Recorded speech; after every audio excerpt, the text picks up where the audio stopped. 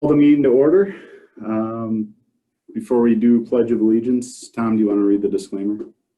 Yes, the city has determined that it is not practical or prudent to conduct an in-person city council meeting due to the local state of emergency and social distancing guidelines. Accordingly, this meeting will be an electronic meeting conducted under Minnesota State Statute, Section 13D.021. To the extent practical, members of the public may attend the meeting by utilizing the published link and call-in information. Sorry, I had to stop for a second to admit Bruce to the meeting. Meeting protocols. So the host, which is me, will keep all participants muted until public comment is requested or the public hearing is opened, and I would ask the audience to also keep themselves muted. The city council will not be muted during the meeting. The host will specifically solicit questions or comments from the public, or the mayor will. At various points during each item, please hold your questions and comments until requested. If you wish to speak, please raise your hand virtually, and I'll talk about how to do that in a second. Staff will individually recognize those wishing to speak or inform the mayor that you wish to speak. You'll be invited to speak and unmute your microphone. If you're not being recognized, provide an obvious visual indicator, such as raising your hand or waving at the camera. The council or staff will notice that and make sure that you're recognized. We will ask you to remute after you finish speaking, if you could please do that. All the votes, because this is a virtual meeting, will be by roll call. So if you want to raise your hand and you're on a PC or tablet or a laptop, and along the bottom you have your menu, there will be the participants button. If you touch that, you'll have a sidebar that'll come up on the right-hand side. And at the bottom of that, there will be a raise hand button. If you do that, there will be a little raised hand symbol that will come up for the host and let us know that you would like to speak. If you are using a phone or a tablet, if you go down to the bottom of the screen, there's three little dots where it says more. If you tap on that, it will bring up a drop down menu. You just need to hit the raise hand, and again, it will do the same thing. How to raise your hand if you dialed in by phone, if there's any phone users right now. If you press *9 on the phone, it will indicate that you've raised your hand, and then we will call in individual telephone numbers if your name is not showing up and only your telephone number is showing up. If you're participating by phone, the council has heard from all participants that are going normally. The mayor will also ask if there's anybody participating by phone that wants to participate. You can unmute and just speak up if you were unable to raise your hand virtually or otherwise uncalled on. With that, Mayor, we're ready to begin the meeting. All right, we've called to order, so let's rise for the Pledge of Allegiance. I pledge allegiance to the flag of the United States of America and to the republic for which it stands, one nation, under God, indivisible, with liberty and justice for all. All right. All right, any changes to the agenda? Mr. Mayor, staff has no recommended changes to the agenda this evening. Okay. Motion to approve the agenda. It's a motion by Berg, Second by Timmerman. second by Timmerman. Don, you go first. Aye. Amanda. Aye. Josh. Aye. Kate. Aye. I'll vote aye as well. Agenda's adopted. Let's see, we have no presentations, proclamations, or acknowledgement, so we'll move right into public comment. Is there anyone, I know we have a public hearing tonight on the comp plan, but is there anyone that wishes to address the council for anything not currently on the agenda? Hey, Mayor, I would like to talk on behalf of the Chamber of Commerce, if I could. Welcome, Bryce. Just wanted to address the council on some updates with the Chamber of Commerce. So we had the golf tournament on September 11th. Quite a big success. We only had a few teams short of last year, so we almost had full attendance from last year's. We complied with all the guidelines. Everyone had a great time. Thank you to the Elko New Market Fire Department. They brought the ladder truck, put up the American flag. It was quite the scene there, kind of commemorating the anniversary of September 11th. That was kind of the theme that we went with this year. We have a candidate forum coming up for city council and the mayor's office. The date has not been set yet. They're trying to work around everyone's schedule, and we'll definitely update everyone when that's solidified. The chamber is involved in sponsoring the Halloween party and scarecrow contest on Saturday, October 24th. And then we have our annual dinner scheduled for Monday the 16th at 6 p.m. So it's going to be kind of an interesting new thing that we're doing with COVID, in that we're having an outdoor event on the 16th. So it's the Vikings versus Bears game, and God, I hope the Vikings can win because they haven't been doing well this year. But we're going to do kind of a tailgating theme at the Firehouse Grill parking lot. And so businesses will have the opportunity to sponsor by providing their football themed game or food. There'll be fire pits. The game will be on the big screen outside. There will be a chamber address, and then voting will be done via email due to COVID. We'll be supporting Hope for the Community through donations at that time as well. And then the last thing from the chamber is the state of the city has been moved to after the elections this year and is going to be held virtually. And that's all we got. Appreciate it, Bryce. Anyone have any questions for the chamber? All right. Anyone else care to speak under public comment? Hearing nothing. All right, we'll close public comment. Jump into consent agenda. Does anybody have any items they would like removed or further explanation on for the consent agenda? If not, please motion. Motion to approve the consent agenda. Motion by Berg, Second. second by Timmerman. Amanda. Aye. Dawn. Aye. Kate. Aye. Josh. Aye. Vote aye as well. Consent agenda passes. So we'll move right into a public hearing. We have a public hearing tonight. I'm guessing there's a presentation first before we open up the public hearing. There is, Mr. Mayor. We'll be asking Planner Haley Sevening to share her screen for purposes of the presentation.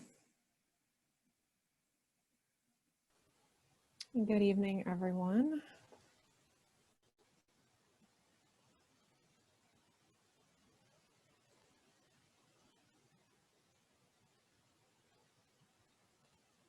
Just give me a second here.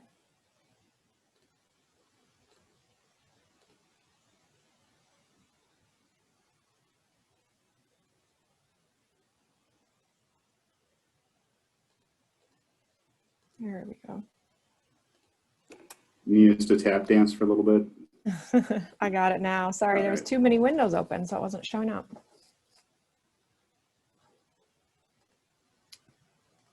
Alrighty, so just a quick update sort of on the status of where we're at with the draft 2040 comprehensive plan.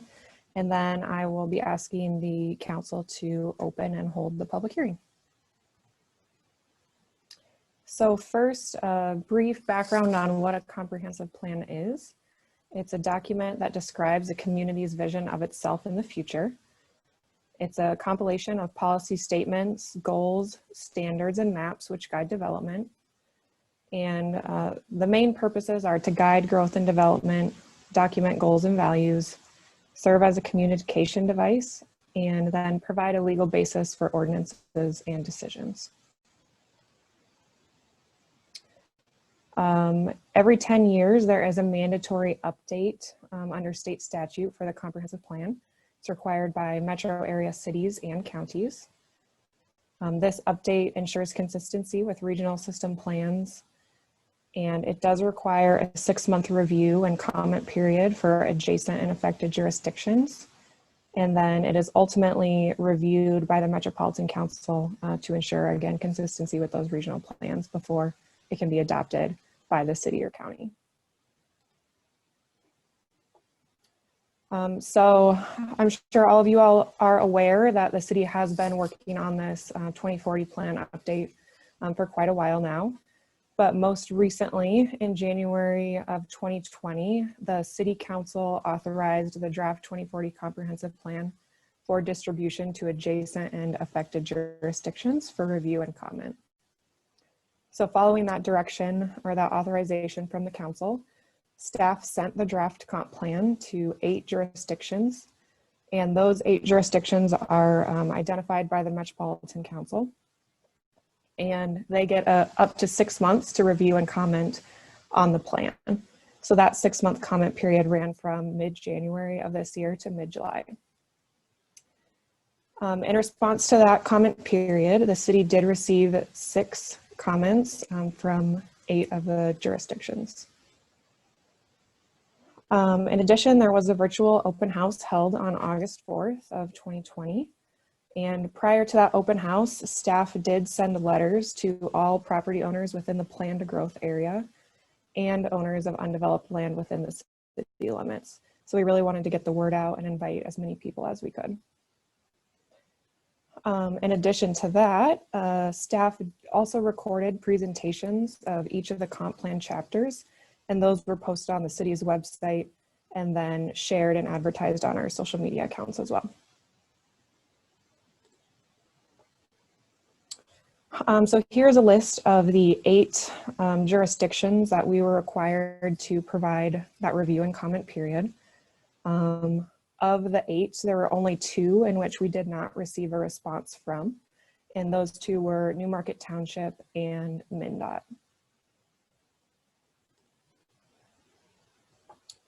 Following the end of that 6-month comment period, staff were required to respond to those comments.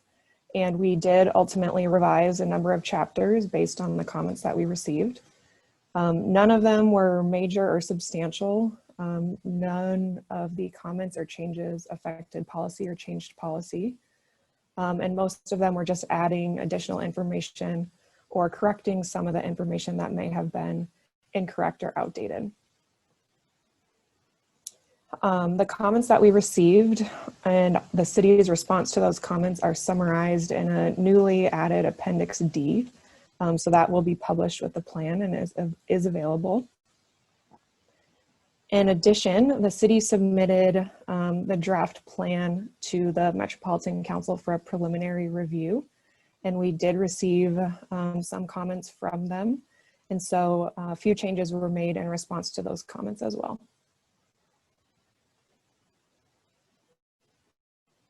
So following the open house and that comment period, staff did receive 2 written letters, one from KL Group LLC and one from MWF Properties, requesting that the land use guidance on the KL Group's parcel be changed from commercial to high density residential.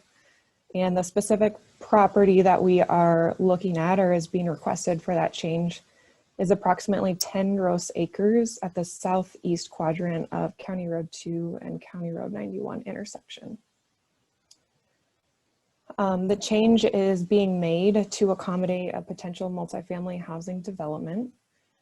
And the property has been marketed for years as commercial, but they've seen little interest, and that is in part due to access restrictions on County Road 91 and County Road 2. And so in regards to this request, we are just seeking council direction on whether you are supportive of that request for the re-guidance from commercial to high density. So this is just a visual depiction of the property or parcel we're looking at, County Road 2 along the middle here, County Road 91, and we're looking at this 10 acres here. In our current 2030 comp plan, it's guided to town center.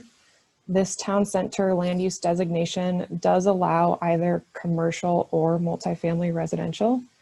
However, in the draft 2040 comp plan, it was re-guided to just a straight commercial land use. So moving forward, or where do we go from here? So as I mentioned earlier, we are required to submit the draft plan to the Metropolitan Council.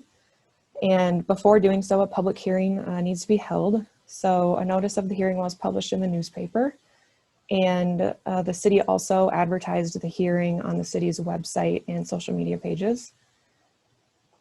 And so since Tom went through sort of the protocol earlier, we'll just skip over this for now.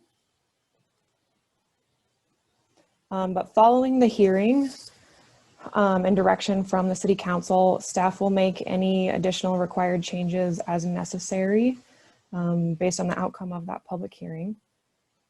Then staff will submit the draft 2040 comp plan with those changes to the Metropolitan Council for review. The Met Council has up to 120 days before we get their comments back. And then we are required to address those comments before the City Council can adopt the final version of the 2040 comp plan. During that time period, the city will also need to update its official controls. That includes any policies, ordinances, design guidelines that may rely or depend on the comp plan, so that they are in line and don't have any like budding issues. So at this time, the requested action is for the City Council to hold a public hearing regarding the draft 2040 comp plan, provide direction regarding the KL Group and MWF Properties request to re-guide the property from commercial to high density residential, and then if support, approve resolution number 20-53, authorizing the submittal of the draft 2040 comp plan to the Met Council. So at this time, I'll turn it over back to you, Mr. Mayor, to open and hold the public hearing. All right, I appreciate it. Let's go ahead and open the public hearing. It's 7:17. So, is there anyone joining us today that wishes to weigh in on this?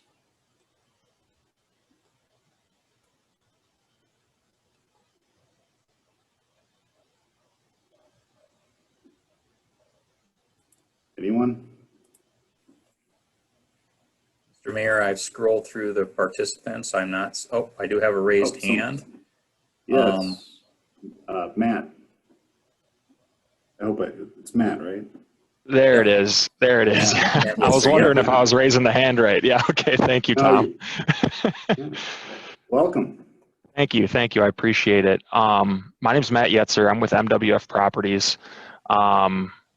His address 7645 Lindale Avenue South in Richfield. I'm here today just to provide a little bit more background on the letter we submitted to you guys for your review regarding the request here to change the land use designation in the 2040 plan, and hoping to give you a little bit of background on kind of our company, our missions, and kind of what our goals would be for this site and how we see housing as a potential fit here. Tom, do you mind if I share my screen here? I have a brief PowerPoint with some examples of recent projects, if you don't mind.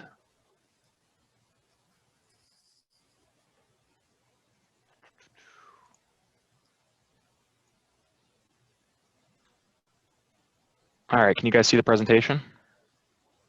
Yep. Great. So, like I mentioned, MW Properties, we're a multifamily housing developer, primarily focused on affordable housing. We have been around since 2000. Over those years have developed a little under 1,800 units of multifamily housing throughout the metro. We have an in-house property management company which offices just down the aisle from where we are, which allows us to get a lot of feedback from them on the day-to-day operations of the project, which is important with these types of developments. And then kind of our goals or our mission statement is to focus on high quality construction that's built to last. So when we're looking at a project, we've never sold a project in Minnesota in company history. So we're really looking at it as a long-term investment. 15, 30 years down the road, we want to make sure that this property is well kept and well managed to be a good neighbor in the community. As far as our portfolio, you'll see here we have projects primarily around the metro area and then down in Rochester. Within the metro area, we have 3 projects in Scott County, 160 units total, a couple in Shakopee and 1 in Savage. And one thing I like to point out when we talk about the portfolio is a lot of these areas are communities throughout the metro where we have repeat business, or it's been cities where we've gone in, developed a project, have managed it for a few years, and then gone in and tried to make another project work. And we've been fortunate enough in a variety of these, or several of these communities here to make that happen. And we'd like to emphasize that because I think it speaks to the commitment I talked about earlier about providing a quality product, making sure that it's well managed, well kept, and being in it for the long haul. I wanted to provide you guys with some examples here of some recent projects we've done just to give you an idea of the product type that we'd be looking at. So I'll scroll through these as we go. Boulevard up in Mounds View and Thomas Avenue Flats in St. Paul. We have a variety, a mix of development, some pitched roof, some flat roof. Generally, it's between 3 or 4 stories, and the unit count is somewhere between 50 and 80 units because of some of the restrictions that go along with the affordable housing program that most of these, or all of these products, I should say, are a part of. Louisiana Lofts, like I mentioned, is the project in Savage, 54 units, and opened March of 2019.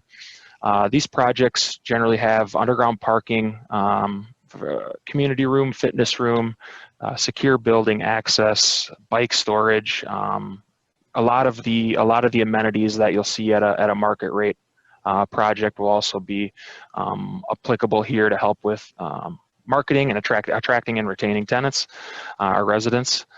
So I'll just flip through these, I just wanted to give you guys kind of an idea of what the product looks like. A lot of this is determined in consultation with cities and neighbors to try to see what's a fit for that neighborhood, what's right for that community. So we're pretty flexible on making sure, like I said, we're going to be there for the long term. So we want to make sure we have something that the community agrees is a fit and that's viable for us as well. So a few of these project features, I touched on this briefly. On-site management, we'll have a manager's office on site where a manager will be officing out of 40 hours a week. I'll just touch on a few of these. Bike friendly, especially when we're around sidewalks or trails like this site is here. We like to generally include hanging bike racks in the garage and also a fix-it station if we can. In-unit laundry is another feature we generally include, and then green fixtures, LED lighting, low flow fixtures, reduced lighting where we can, and other things to help with energy efficiency. So going down and then specifically to the land use we're talking about today on this site here at County Road 2 and 91. As I mentioned, we are supportive of KL Group's request to change the land use guidance from commercial to high density residential on this property.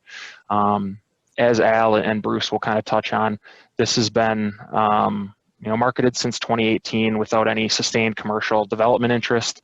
Part of that, as Haley mentioned, is the access restrictions here, and some of that access was lost as part of the roundabout project. And with only one access point off of County Road 91, it's our thought that that really decreases the viability of commercial development here. Next, and what I want to focus on is kind of why we think housing would be a fit for this corner. The first bullet point there, we think that the housing option would be able to provide a transition from some of those commercial uses we have to the east with the Speedway and the post office and those uses to the single family houses that are to the west. And I know in the housing plan that's a part of this comprehensive plan, that's one of the priorities that was mentioned in there. And we think this is a great opportunity to help ease that transition and could be a potential fit to make that a little bit more of a natural transition as you're coming into the community. Another point we want to make is the high demand for rental housing. I know as you guys have been working through this comprehensive plan, I'm sure that's come up in your discussions. And here is an opportunity, or what we see as an opportunity for an available piece of land where we think, because of the other reasons we mentioned, housing would be a fit, and it will also help you meet some of those goals outlined in the housing plan that's part of the comprehensive plan being considered today. A few of the other comprehensive plan goals related to commercial growth and employment growth. We believe that these additional households on this available piece of property will help drive that into the future. And then also, in talking with city staff, we understand this is a focal point, a kind of a gateway into the community, and we're as a developer and as a design team excited by the opportunity to kind of make the most of that opportunity, and we know it's an important gateway for you guys, and something you've through your discussions have kind of established as we want this to be a high quality product that's well maintained, and that's really what our focus is on through these developments, as well as being good neighbors and being a good addition to the community, while also providing some housing that really is needed in the community. So that's pretty much all I had. I'll stay on here if you have any questions, but again, I just wanted to thank you guys for your consideration of the request here tonight. And I know there's a lot of time and effort that goes into these comprehensive plans. So we appreciate you giving us the opportunity to bring our request forward, and your consideration of that request. So thank you. Thanks, Matt.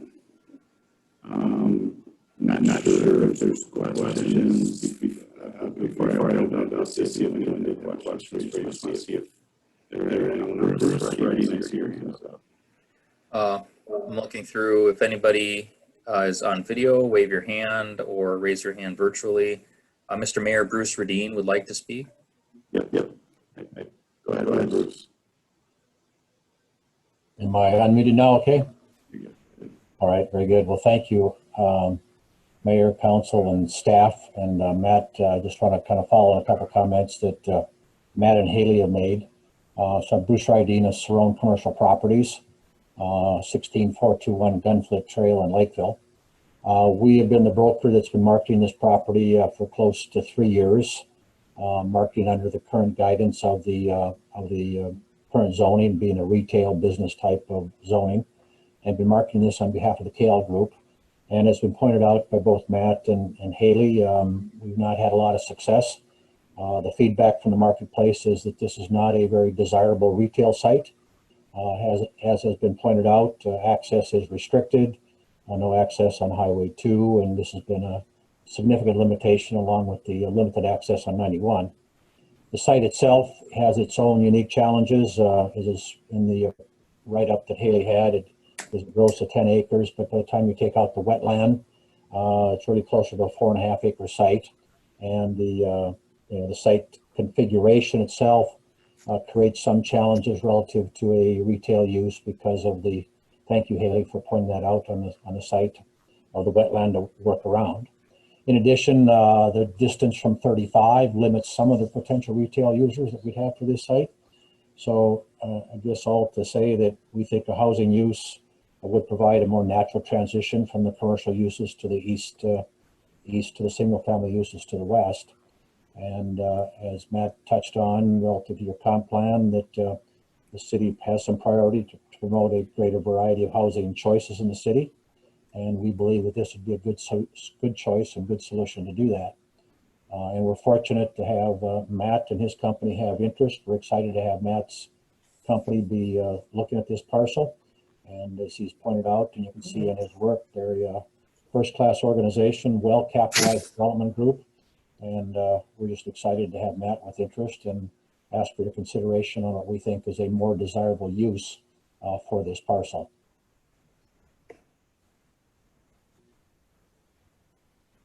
All right, thank you, Bruce. My audio coming kind of quirky. Yes, it is, Joe. Okay, thank you. Yeah, your audio is horrible. Can you take over? Okay. All right, Tom. Is there anybody else in the meeting that would like? Yes, this is Alan Vanasa. Can you hear me? Yep, we can hear you, Al. Okay. Just briefly, just want to introduce myself and give the council background on a brief background on KL Group. My name is Alan Vanasek. I'm the husband of Karen Vanasek, who is the K of KL Group. KL Group is an LLC that consists of Karen and her sister Linda. It was formed in 2018. The sole function of KL Group is ownership of this tract of property. Both Karen and her sister Linda grew up in Newmarket, what was then Newmarket, now Elko Newmarket. And Linda continued living in the immediate area until just recently. She was also a third-generation business owner in Elko Newmarket, and in another lifetime spent 3 years on the Planning Commission. Karen and Linda inherited a 50% combined interest in this property from their father Leo Ishans in 1999. In 2017, the co-owners of the property went into default on a loan that they had taken out on the property, and the lending bank started a foreclosure action. At that point in time, Linda and Karen formed KL Group and purchased the lending bank's interest to protect their ownership. And KL Group became the owner of the property when the redemption period expired without any redemption having been made.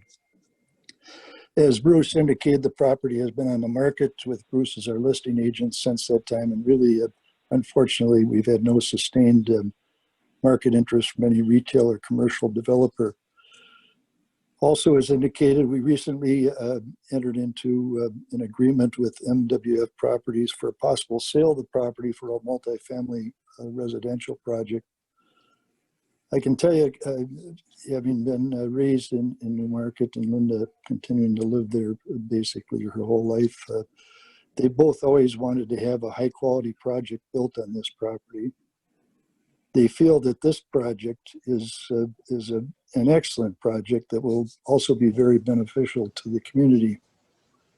I also want to indicate that from our dealings with MWF Properties, it's been very obvious right from the beginning and continuing throughout that this is an absolutely first-rate company with a totally professional staff. We couldn't have been more impressed with our dealings with them. In closing, I'd just like to say that Karen and Linda appreciate your consideration to this request and hope you share our enthusiasm for this project for the community. Thank you again for your consideration. All right, thank you, Alan, for that. Tom?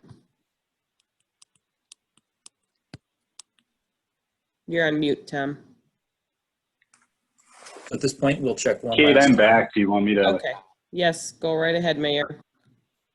Okay. All right, I apologize for that. Is there anyone else interested in speaking in public hearing?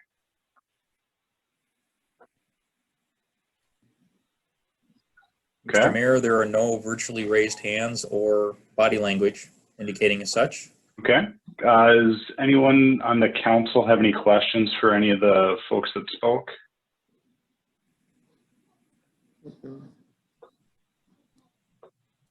Okay. Okay. Well, thank you guys for presenting tonight. We're going to go ahead and close the public hearing. 7:34. And we'll go into the items that we need to discuss. So the first item, Tom, I don't have that screen in front of me that broke it down, but I think the first item was discussing the re-guidance of that property. Yes, there you go. So I need to stay out of this conversation. My employer has a connection with the property that could create a conflict. So our attorney has advised me to shut up. So I'm going to do that, and I'll let Kate, you lead that discussion, please. All right. Does anyone have anything that they want to discuss about re-guiding the property from commercial to high density? Josh? Yeah, no, I mean, I guess nothing really to discuss except for to express my excitement for this. I mean, I think this is an awesome project, or it makes a whole lot of sense in my brain, and what we need here in Elko, New Market, Scott County, and the region. From everything that we've heard and some of the stuff that folks have said tonight, and doing some due diligence and kind of checking things out, it looks like these projects have been well received in all the other communities throughout Minnesota here. And I mean, I think this is something that our community desperately needs, and I think it would be awesome. So I am fully supportive of this. All right, perfect. Tom, does the staff have anything to say? From a very high level, we would, the staff report notes that if the council's re-guiding it, they're not re-guiding it necessarily for a specific project. There is a project making the request, but the guidance runs with the property. So for whatever reason, the decision shouldn't be made necessarily in mind with this specific project, because once that re-guidance occurs, any project that meets the minimum criteria would be able to locate on this property. As Matt very eloquently indicated, staff has been very clear in its position that this is a marquee site within the community. It's essentially the gateway of the community, and the decisions that the projects that locate at that intersection will basically be the face of the community for the next 50 to 100 years. And so we would ask that the decision is made within the context of looking down the road a little bit. So I would make the decision not based on a particular project, but because you think that is the correct type of land use for that particular position, property within the community. Haley, do you have anything additional that you would like to add?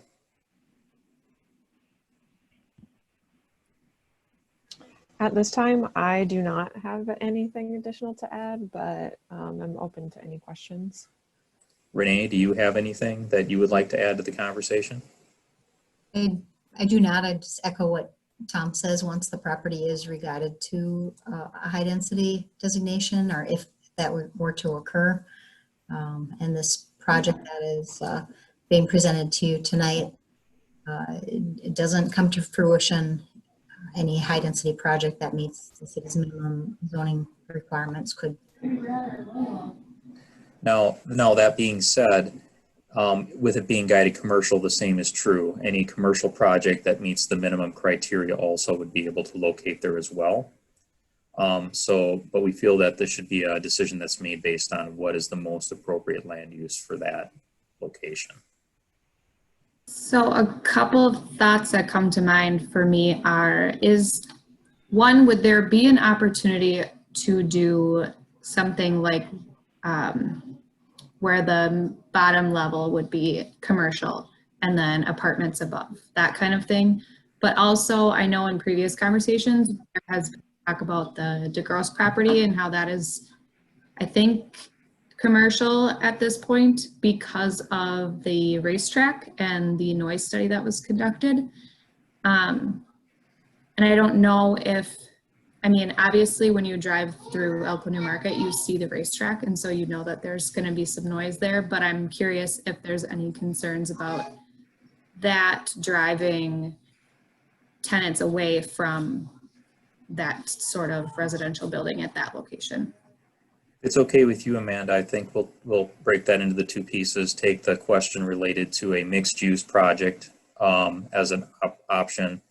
I'll provide a few comments that I've seen on it, and then kind of check my experience against both Matt Yetzer and Bruce Radine, who, from the developer's perspective, those projects, that is a possibility. You do see those projects around in various communities, Rosemount, Shakopee, you know, you go around this Richfield, you go around the metropolitan area, you'll see a number of projects that have 3 floors, 2 or 3 floors of apartments above a street level commercial.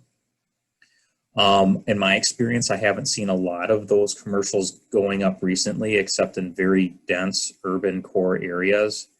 The feedback that I've seen at some of the, you might say the professional association presentations and meetings on various types of development trends is that though if you're outside of that type of urban density, those projects have a tough time being successful. And peers that I've talked to in other communities that are familiar with those projects, the residential actually ends up subsidizing the commercial portion of the project. So if that's something we wanted to take a look at, I would suggest doing a little bit further research and see what the market is today regarding the viability of that project.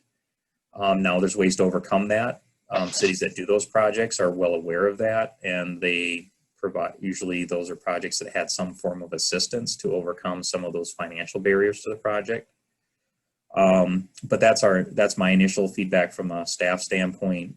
Haley or Renee may have something additional to add on that point. I would concur with Tom. My only experiences, I know that the Scott County Community Development Agency owns a couple of similar facilities, and at least at points in time have had a difficult time maintaining tenants in the commercial spaces. Bruce, Matt, do either of you have any experience with those types of mixed-use projects and have any objective professional feedback that you can provide? And also, if you could talk about whether or not that would be an option within a project on that property. Sure, I can just start with a brief comment here, and it will kind of dovetail off what Tom and Renee said.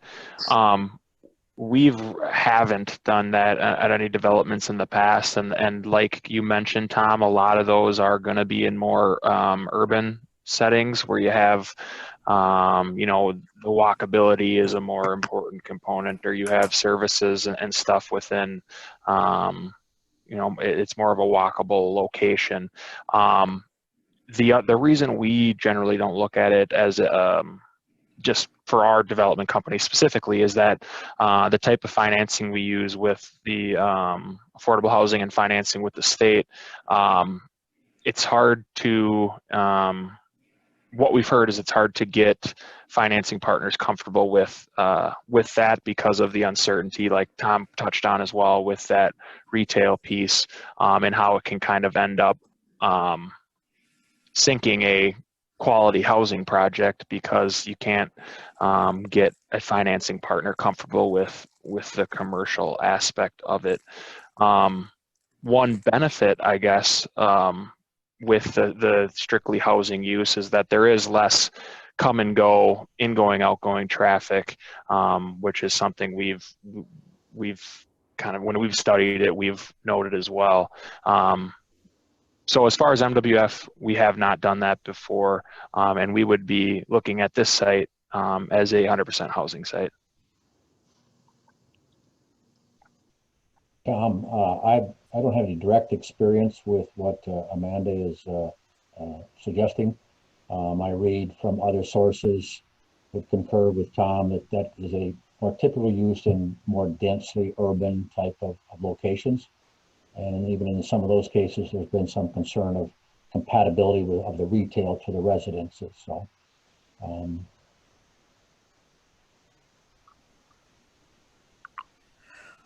Anybody else have, Amanda, do you have any additional questions that answer your question related to the mixed use part of it? Yes, it did. It was very helpful. Thank you. As to the noise portion, I'll let, if Haley could quit sharing her screen for a minute, Renee will be able to pull up, oh, there it is. Back in 2005, as part of the planned unit development zoning that currently applies to the overall Speedway property, there was a noise study that was conducted related to the Speedway and its impact on the surrounding area. I'll try and distill it down and make it not terribly technical, but essentially the MPCA has certain guidelines related to noise levels and it's a length of duration, the decibels involved, and different times of day, to simplify it. In this particular case, the study found that an L10 65 decibel rating, which is permissible in residential areas up until 10 o'clock p.m.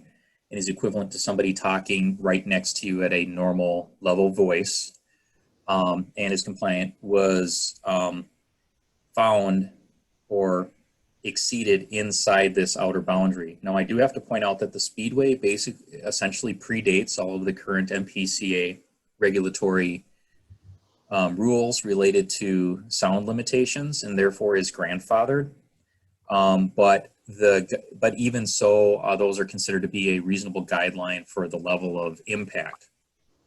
Now, that being said, you will note that the property in question is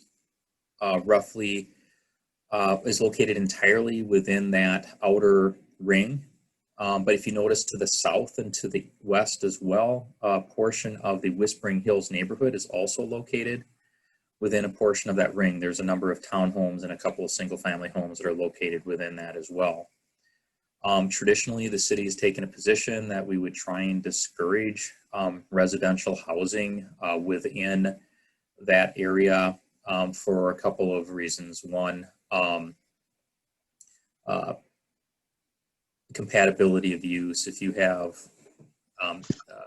individuals that are located in that particular area, even if they know it and they can see the track when they move into their house, we still get complaints from those residents about the level of noise. It wasn't what they expected, et cetera, et cetera. So there is a demand on resources, and there's an impact, perceived quality of impact on individuals' lives after they move into those homes. The other part of it is potential impact on property values, the development builds, but because of ongoing impacts from the speedway, it can potentially depress property values. Now, that being said, there are measures that can be taken within construction methods to mitigate the impact of sound levels.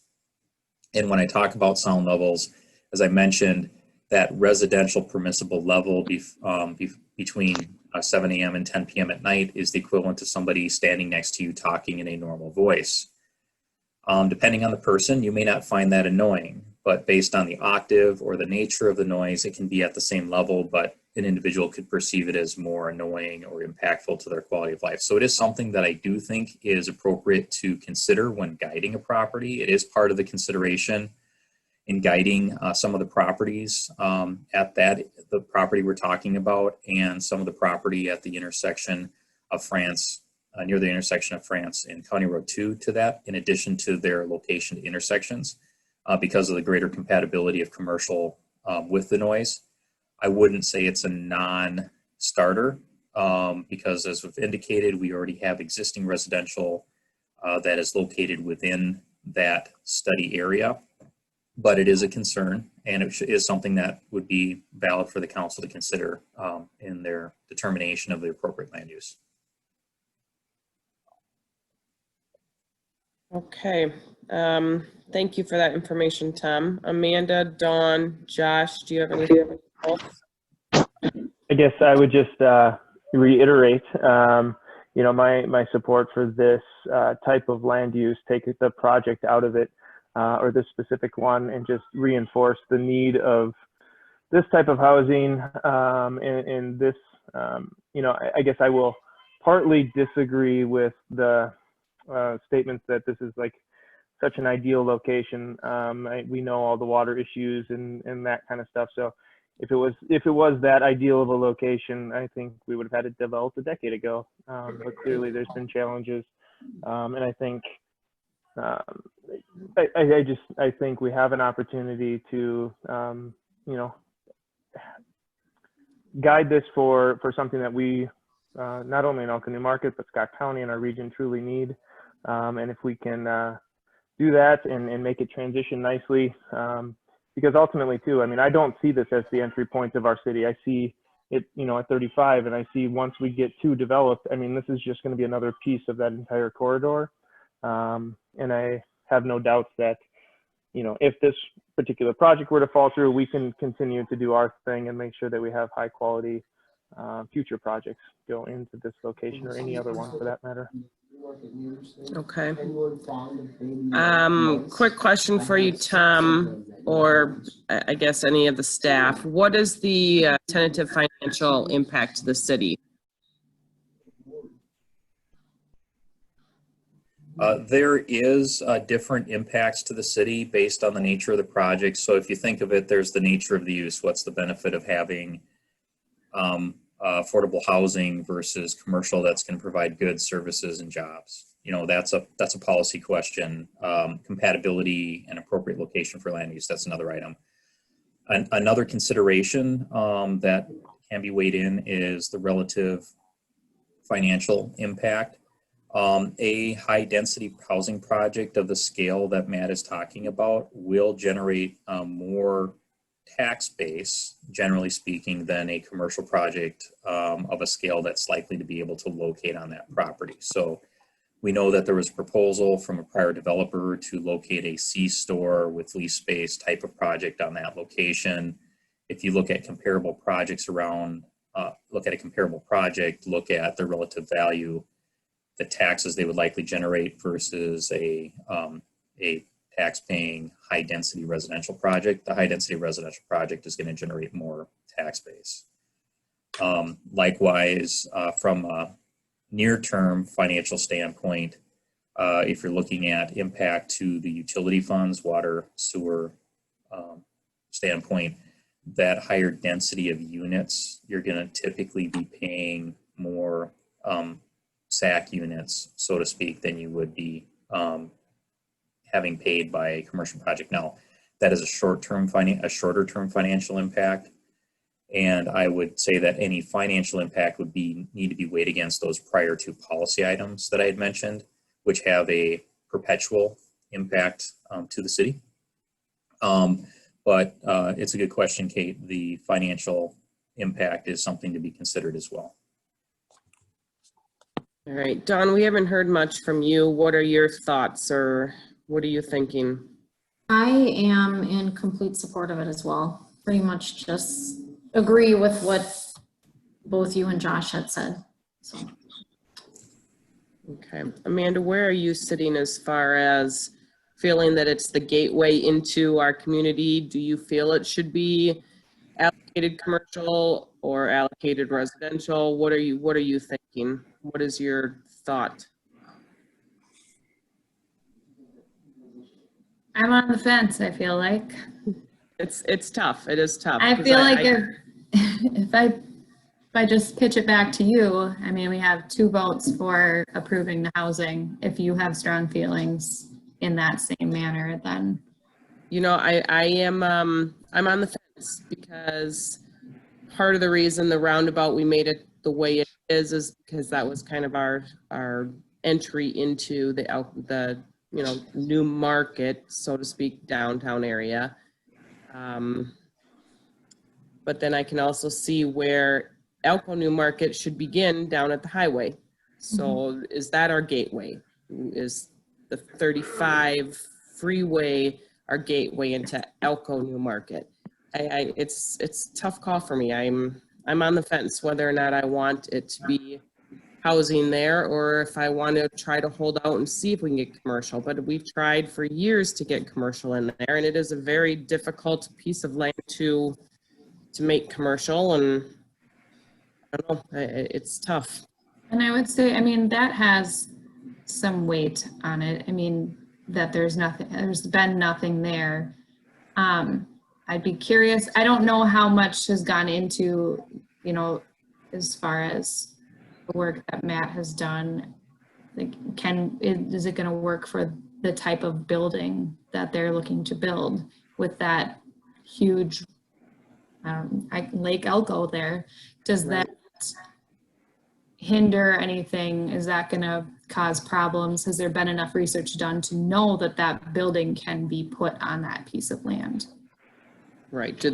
I guess, Matt, would the numbers, have you gone far enough to dig in to find out if your numbers would work for that piece of land? far into your project here have you dug? Sure. Thank you, Councilmember Timmerman. So we have looked at it. I mean, as you guys have all mentioned, it's a challenging site. There's some wetland to that northern edge that kind of creates a pinch that pinches off that northeast corner. But more generally, yes, we've looked at it. We think that based on the preliminary feedback we've gotten from our architect and the wetland delineation that was done when the C-Store was looking at it previously, we're confident we can get a project here that will be up to the quality that we want it to be, and we know you guys want it to be as well, and also provide enough units for it to work financially as well. And we have, I just want to touch on one other thing that was discussed. We have in our portfolio a lot of, or a few examples I can think off the top of my head of projects along prominent roadways where, we had this discussion with the city that they want it to be a prominent entryway. They want high quality materials, quality construction, good management, and to be a real community asset. And like I briefly mentioned in my presentation, that's something that excites us as a development team and something that we're committed to doing here as well. Like we said, a lot of our design comes from feedback from the neighborhood and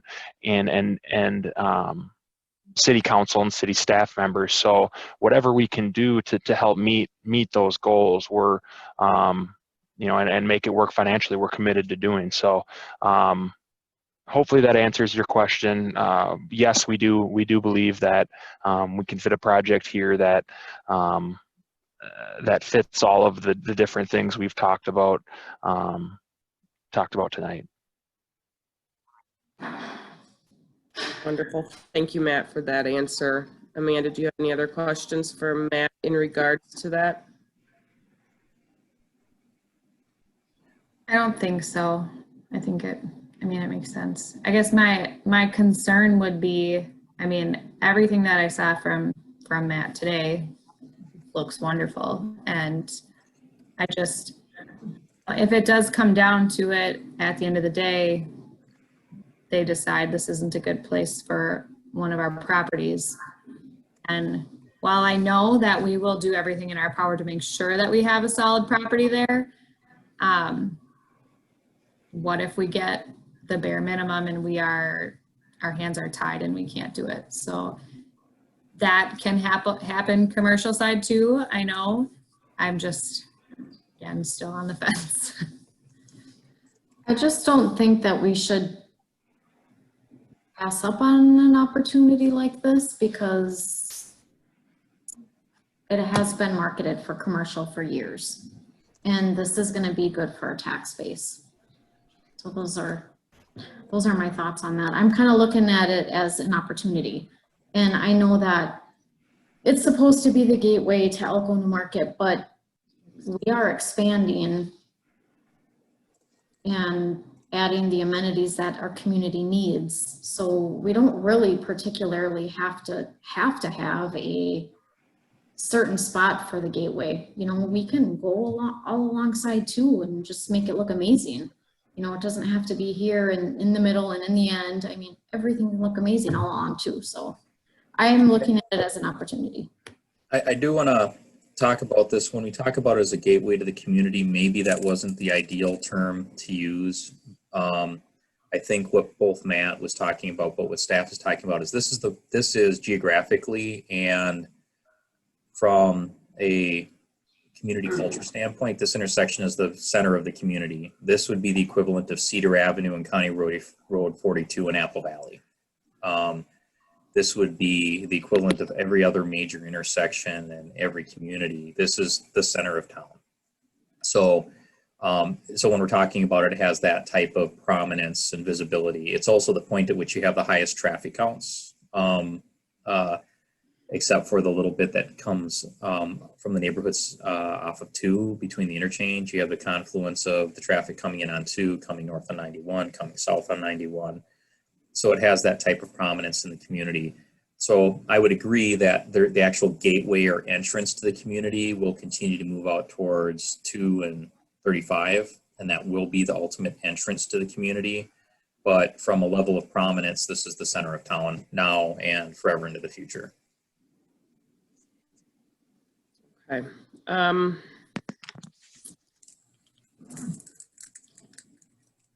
Josh, do you have anything else to say? Yes. Sure, I got lots to Raised. say. No, it's all good. I got lots to say. No, I guess question for you, Matt, too. You know, this is the year of COVID. This is 2020, the year that has thrown a lot of things at us. You know, I work with a lot of housing and different things like that. Do you see this? What's the question I want to ask? Has this impacted, or how has this maybe impacted, you know, your group in turning through these developments? Do you still see? I mean, I know things are going to turn around and everything, but is there an impact, or is there a level of concern of any kind that we should be looking at, again, so that my brain doesn't go to this as the opportunity? I still will argue that high density residential is a good spot here. But just specifically with your project or this proposed project, any thoughts on that at all? Sure. Thank you, Councilmember Berg. Yeah, I mean, there's obviously been challenges. I mean, we've seen on the financing side of things, but also just you know, making sure our residents are staying safe and staying healthy, you know, in these multifamily housing units, and coming up with plans where there's, you know, residential units within a smaller space. You know, what are we going to do? What can we do to make sure everyone stays healthy? But, you know, there's challenges, you know, for everyone through this. But as far as our product and what we see as the future viability of these projects, we still think that in growing communities, especially where you know, there are plans for future commercial growth and future employer growth, one of the main factors to drive a lot of that is having some place for those employees and those visitors and whatever that are coming to those commercial locations to live, you know. And we have seen, you know, a couple of properties where and this is kind of going off your question, but our projects have been kind of a driver of that activity a little bit in these growing areas. We have, you know, a project up in Forest Lake where it was kind of, we went in and we were kind of the first ones in that corner, but it helped drive a lot of those things. So we think because of the product type and because of the wide, I guess we cast a wide net of residents. You know, we're talking about occupations kind of all over the board, and because of that flexibility it gives us in the quality housing at an affordable price, that, you know, people are always going to need those housing options. And I guess it's all kind of a roundabout way to say we've been working through those challenges over the last month, but we don't see it having any impact on the future viability of these projects.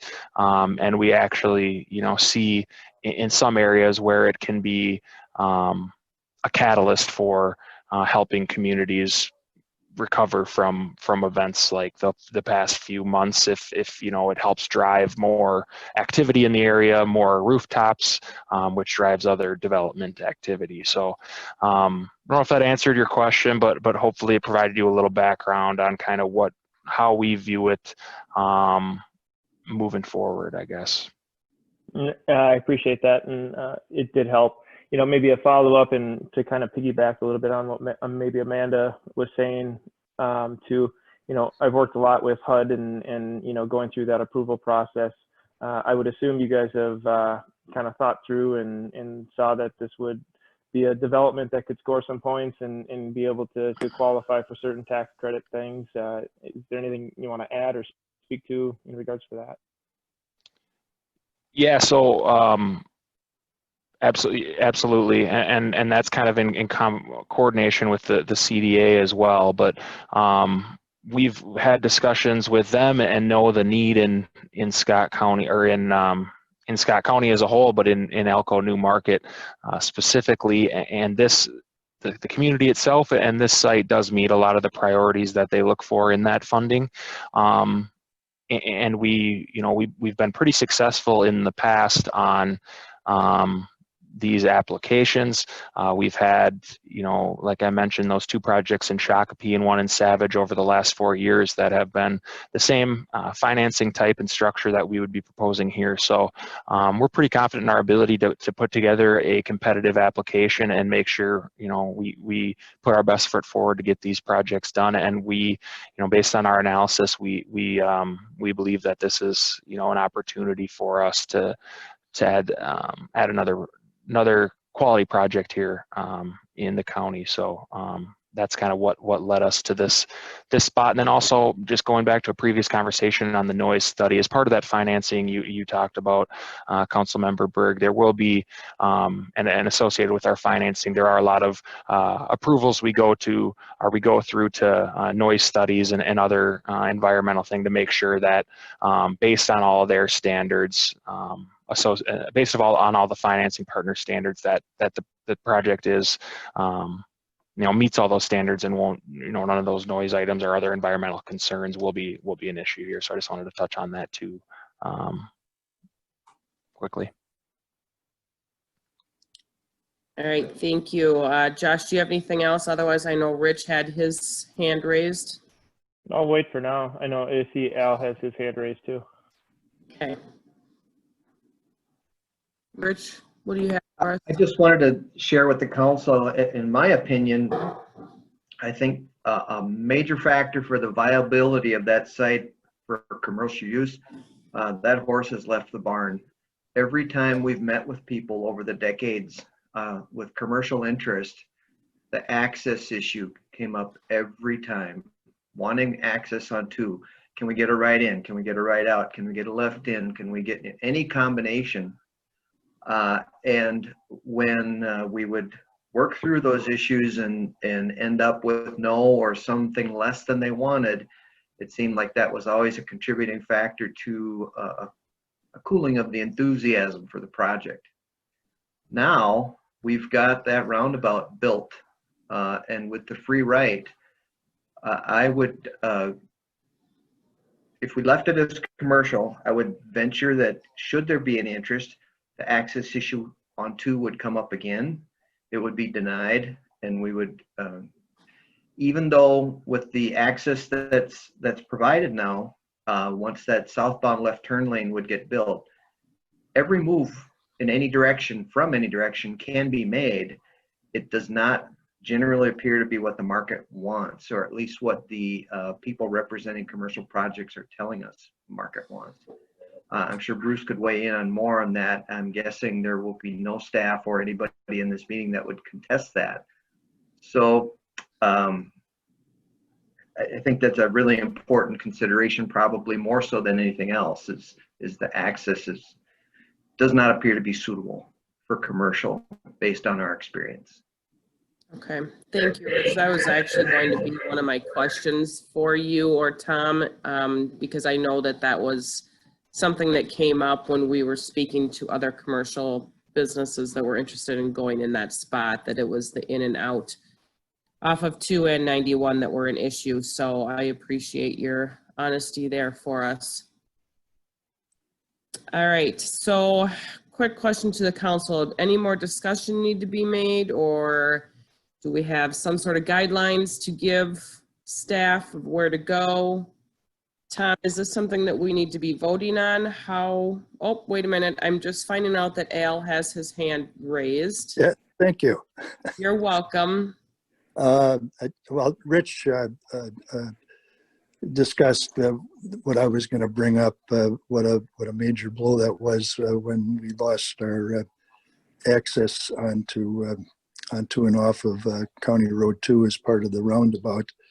But also wanted to mention Tom discussed that the benefits, monetary benefits from taxes, utility increases, etc.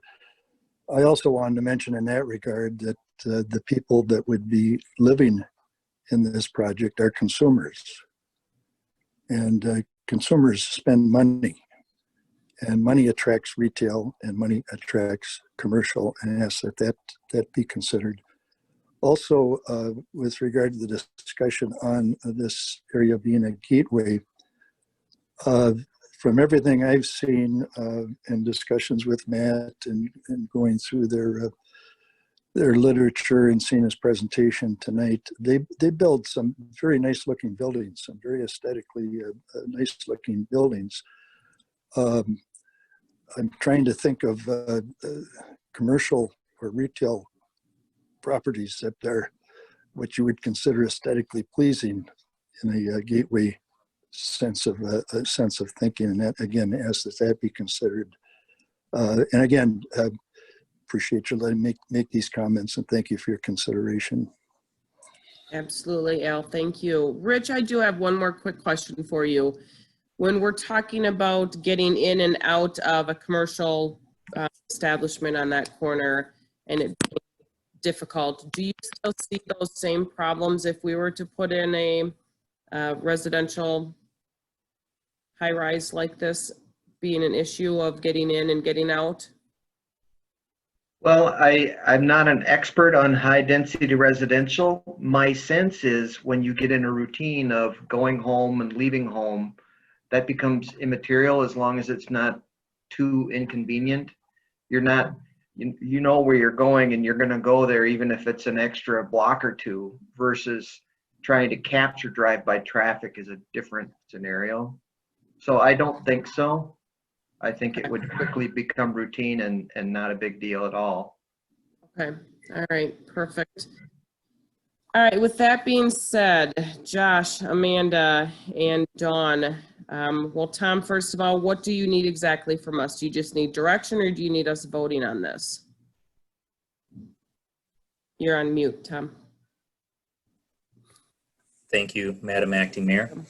I would, if we have clear consensus from all four participating council members on this particular item, I don't know that we need a vote, but if there is a split, I would ask for a vote so that we have clear documented direction on whether or not we're making a change to the draft.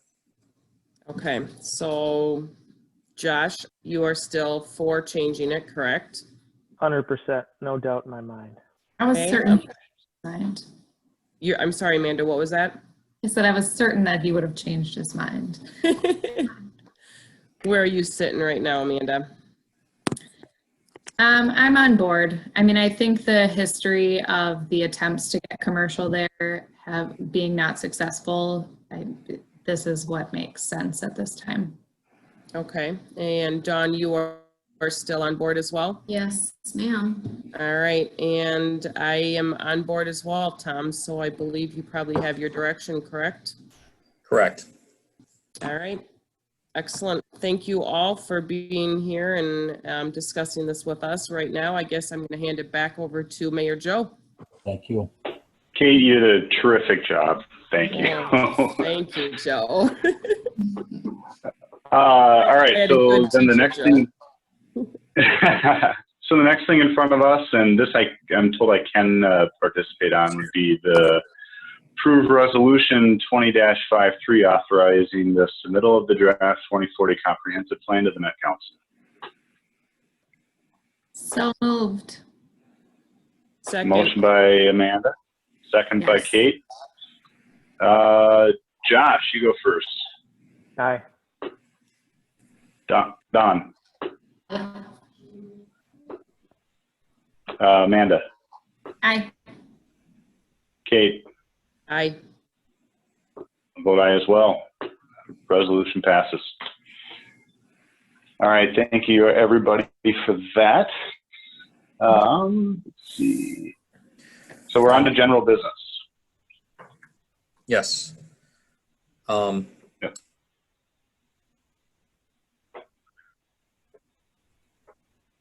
So the first item is the senior utility discount program. Andrea has something to say. Do we need to close the public hearing? Thank you for that. That's exactly right. All right, I was trying to closed find it my a while hand ago. button and was not successful. I closed it at 7:47. Not sure if that was the correct time, but he did definitely close it. He did, yep. It was the exact time. No question about it. All right, Tom, you ready?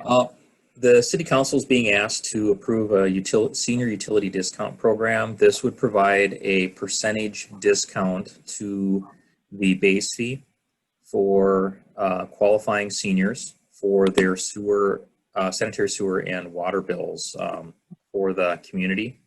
The council had previously been presented with a draft of the program. The question at that time was the degree of the discount, a percentage. At that time, the council had continued the discussion, which we have after providing broad direction. So we've now drafted the actual program per council direction based on the general bullet points of the program that were previously discussed with the council, and with the blank to be filled in by the council at this meeting of what the percentage of discount would be. At the previous meeting, there was a range from 30 to 50%. And the guidance that the council was providing. So we've drafted it with a simple blank. We'd be looking for the council to make a decision related to that percentage, a motion to adopt resolution 2056 approving the senior utility discount program, and ordinance 2021 or 221 with that percentage filled into those documents for adoption. Thank you, Tom. I want 50%. I'll put that out there. And then what is that? Well, open it up to anyone else. I'm with you, Joe. I'll go 50.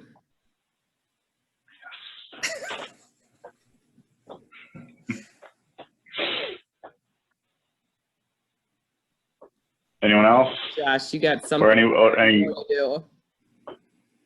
I just love it. This is great. Yeah, no, I will. I mean, I think I support 50%. Sure. I'm good with that as well. Thanks, Josh. Thanks, Don. I mean, I feel like Amanda? it's really high, but I'm not going to win this battle. And based on what I read, like the percentage of people that we actually feel will participate, I think we will be okay with 50%. It sounds like everyone's on board, so I'm going to go ahead and make a motion to pass resolution 20-56 approving senior utility discount program. I'll second it. It's a motion by myself, a second by Josh. Kate. Aye. Amanda. Aye. Don. Aye. Josh. Aye. I vote aye as well, so that passes. All right. Motion to approve ordinance number 2021 and 207. Second. Oh yeah. Did you need separate motions for that, Tom? No, it's ordinance 221 amending 207, which was the schedule of fees. So we're basically amending the fee schedule to accommodate the discount. Okay. So moved. I'll clarify my previous motion to what Tom just said. Okay, motion by Josh. Second. The second by Kate. Don. Aye. Kate. Aye. Josh. Aye. Amanda. Aye. I'll vote aye as well. Okay. So are we on to item B, the parking variance? We are, Mr. Mayor. We will make sure that the minutes reflect that it was a 50% discount that was approved with the program and the fee schedule. The next item is the council's being asked to consider a variance for Newmarket Bank property located in the downtown. This has been to the Planning Commission. I will stop sharing and allow Haley to bring up her presentation on the topic.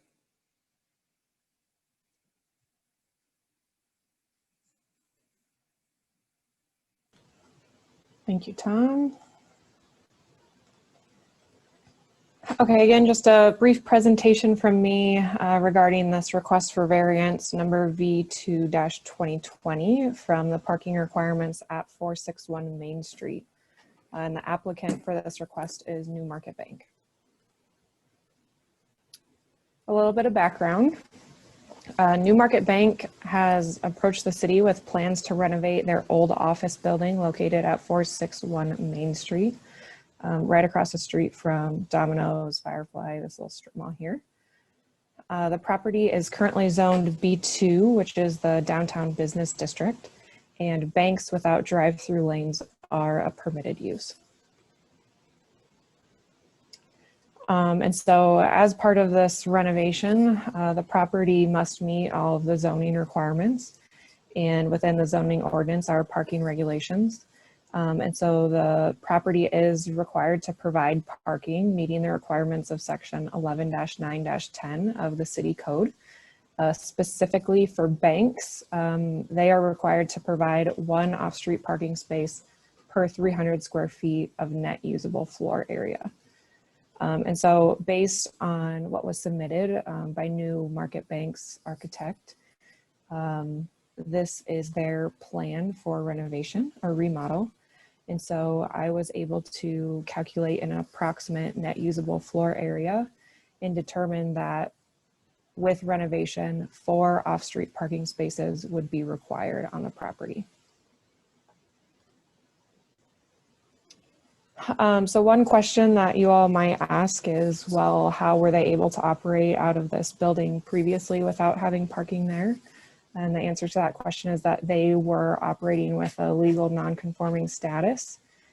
Basically, what that means is previously the building did meet all the requirements that the city once had. However, when new ordinances or regulations are adopted, the existing buildings that were already meeting the previous requirements are grandfathered. So in that case, they did not have to provide the required off-street parking. However, with that, our ordinance related to legal non-conforming uses has a number of conditions that must be met in order for that use, building, or structure to continue. And one of those conditions is that the building or premises must not be discontinued for a period of 1 year or more.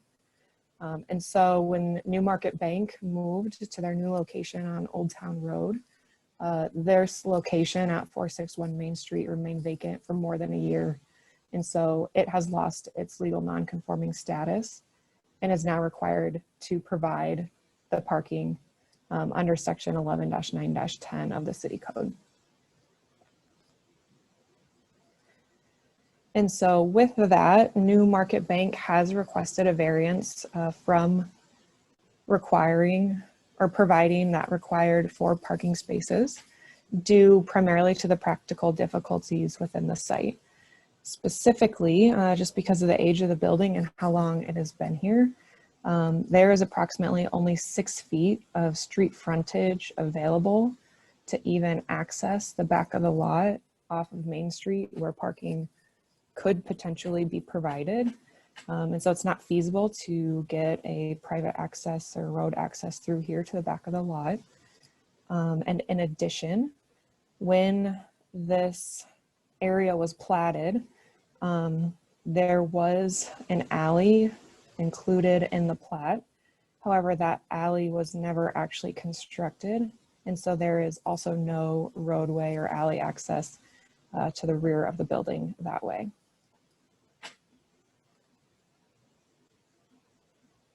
So the purpose of a variance is to provide for deviations from the literal provisions of the code in instances where their strict enforcement would cause practical difficulties because of circumstances unique to the individual property under consideration. And really that's the main point. It's looking at the circumstances of each individual property.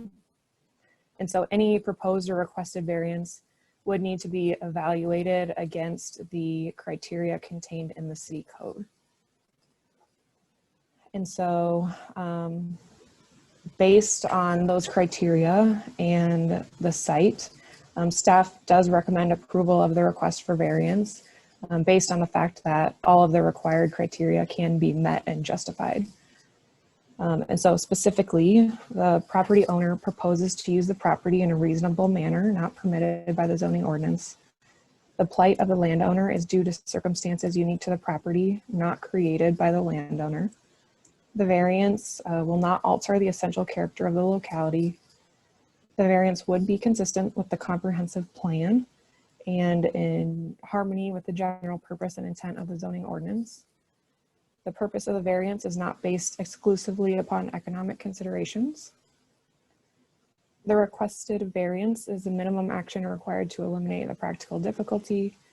And finally, the proposed variance does not involve a use that is not allowed within the respective zoning district. So as Tom mentioned, this did go to the Planning Commission for a hearing. And that hearing was held at their September 29, 2020 meeting. There was one comment heard, and it was in favor of granting the variance. And based on that and the justification of their criteria, the Planning Commission did unanimously recommend approval of the variance. So at this time, we're just looking for the council, if supported, to adopt resolution 20-54, granting approval of variance number V2-2020 from the requirement to provide off-street parking spaces. And with that, I will turn it over to Mr. Mayor for discussion. Thank you, Haley. Because I work for New Market Bank, I'm going to stay out of the voting and discussion. But I do see Bob Vogel on. Bob, do you have anything you wanted to add?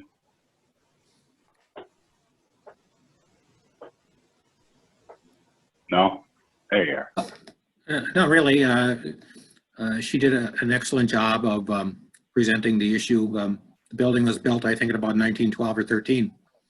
And we finally came to a legitimate use that would allow us to justify putting a substantial amount of money into improvements on it, which is great because it's to some extent a family heirloom. So appreciate your consideration on this. Thanks, Bob. Is there any discussion that anyone wants to have on this? I do have to ask Bob a question. Is the original vault staying in the building? Yes, the vault is staying. Then I approve. And we're going to try what we can inside the building. Daughter Anita, who's now the president of the bank, is a little more architecturally gifted than myself. I'm more of a practical, put in some things. So we're going to do a nice job, and we're also going to see what we can do with the front of the building economically so that it's good with Main Street and access. I do have to say, maybe for any of the other council members that have not been inside that building or around that property, I have plenty of potential, a lot of interest to do a lot of things in there, and it is needed. The 4 parking spaces is needed. Every single person that's been in there said, where is anybody gonna park? And that's been the main issue, so. Any other discussion? Motion to approve resolution 2054. Second. Motion by Timmerman. To second by Amanda. I'm abstaining, so I'll go first. Abstain. Don. Aye. Kate. Aye. Amanda. Aye. Josh. Aye. And I'd just like to say thank you, Representative Vogel, for your service too. Yes, echoed. All right, so that motion passes. So we're on to reports. Yes, on to reports, administration.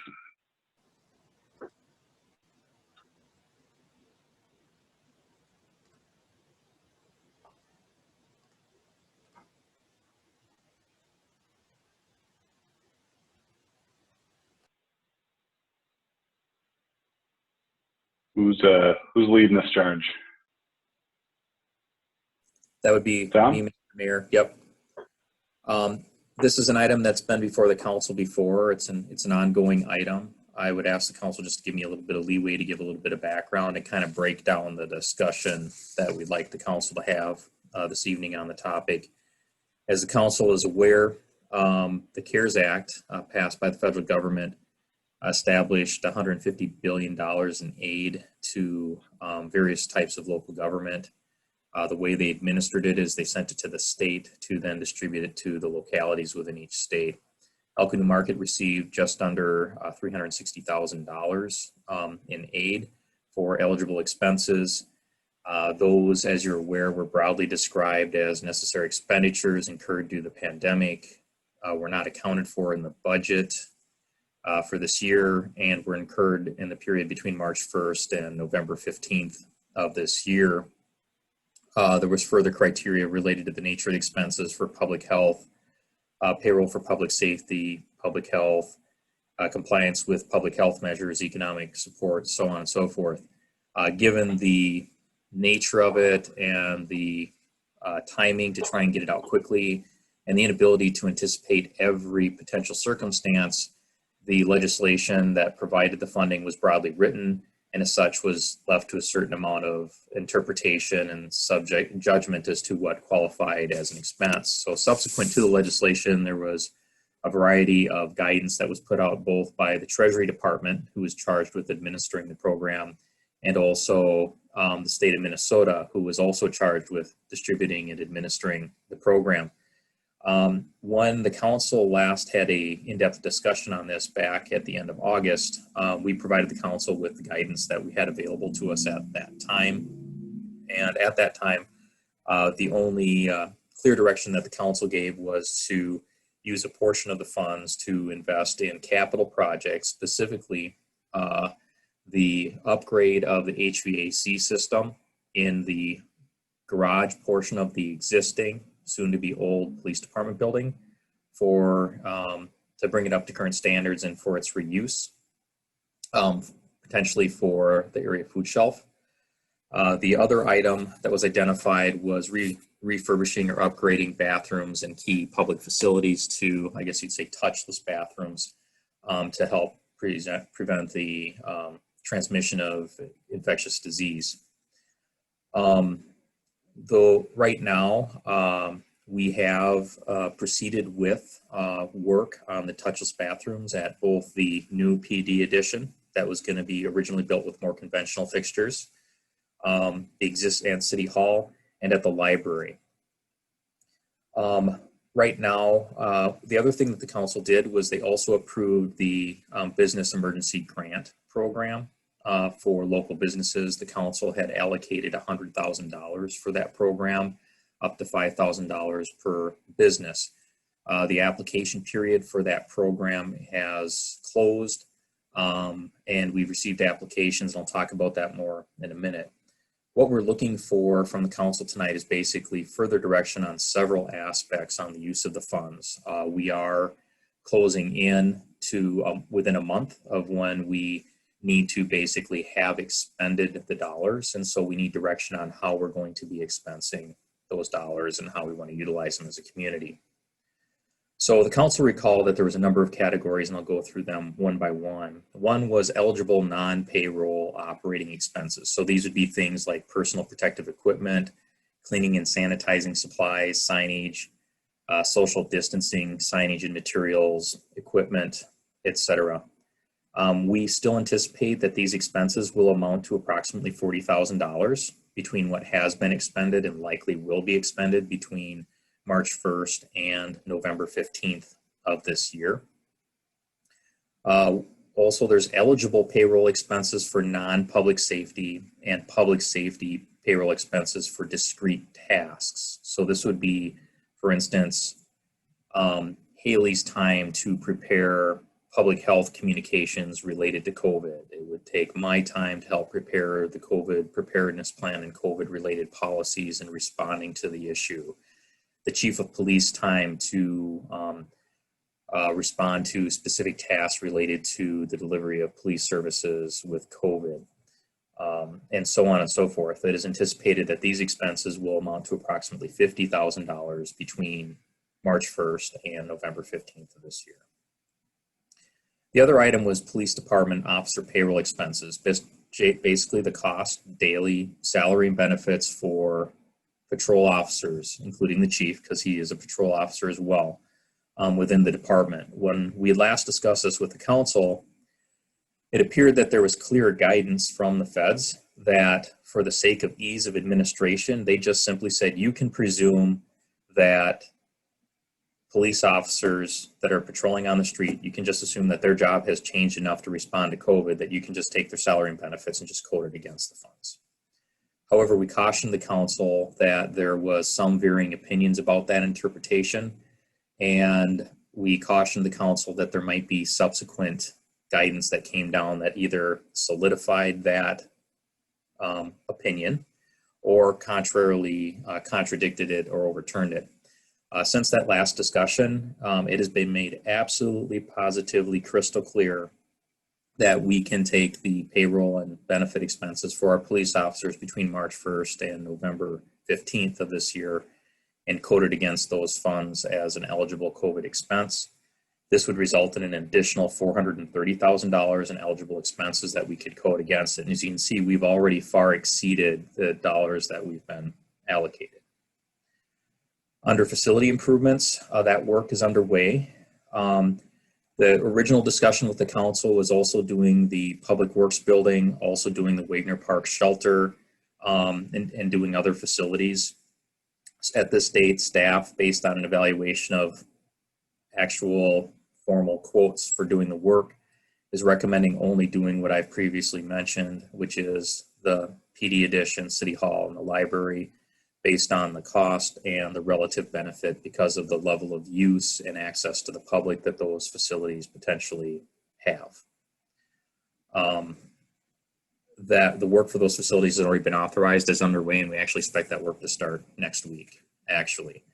If the council wants to do those additional facilities, we'd need to know right away because we'd have to authorize that work immediately in order to have it completed and delivered within the time frame to be eligible for funding.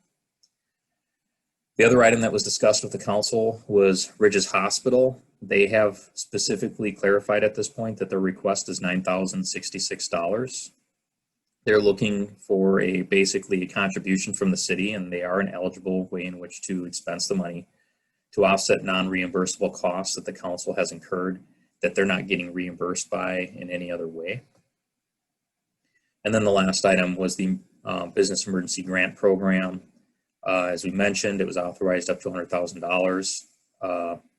The criteria for it was that it had to be a locally owned and operated for-profit business with a brick and mortar presence within the city of Elko New Market. It had to have been doing business prior to the eligibility period. It had to be licensed and in good standing. Self-employed and independent contractors or businesses with no employees other than the owner were also eligible. That was a key item because they weren't eligible for other assistant programs that were provided through other agencies or through the feds. And the council had authorized that. Now, we had set the application period for September 1st through September 31st. We had a total of 21 grant applicants for a total requested amount of $104,500, just a little over the authorized amount. Staff is currently crunching through all those applications. I think we've already responded to 6 applications and distributed almost $29,000 related to that. One of the things, the 2 questions came up though related to this one. Does the council want to authorize additional dollars or additional time related to this program?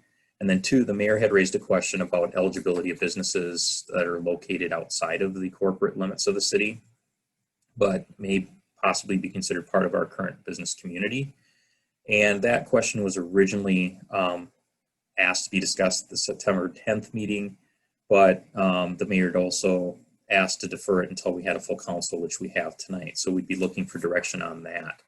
So if I was to break down kind of the question items and staff's recommendation related to priority use of the funds, we would recommend, of course, that we expense the facility improvements that we've already authorized and are currently underway. I think that's a no-brainer at this point. We would need direction from the council related to the business emergency grant program. Two specific topics. One, I think the amount. Do we want to authorize additional dollars to cover the amount of the applications which exceeded the original authorized amount? And then we'd like direction from the council related to the eligibility. If the council expands the eligibility, you would obviously need to authorize additional funds and expand the time frame for the applications in the program.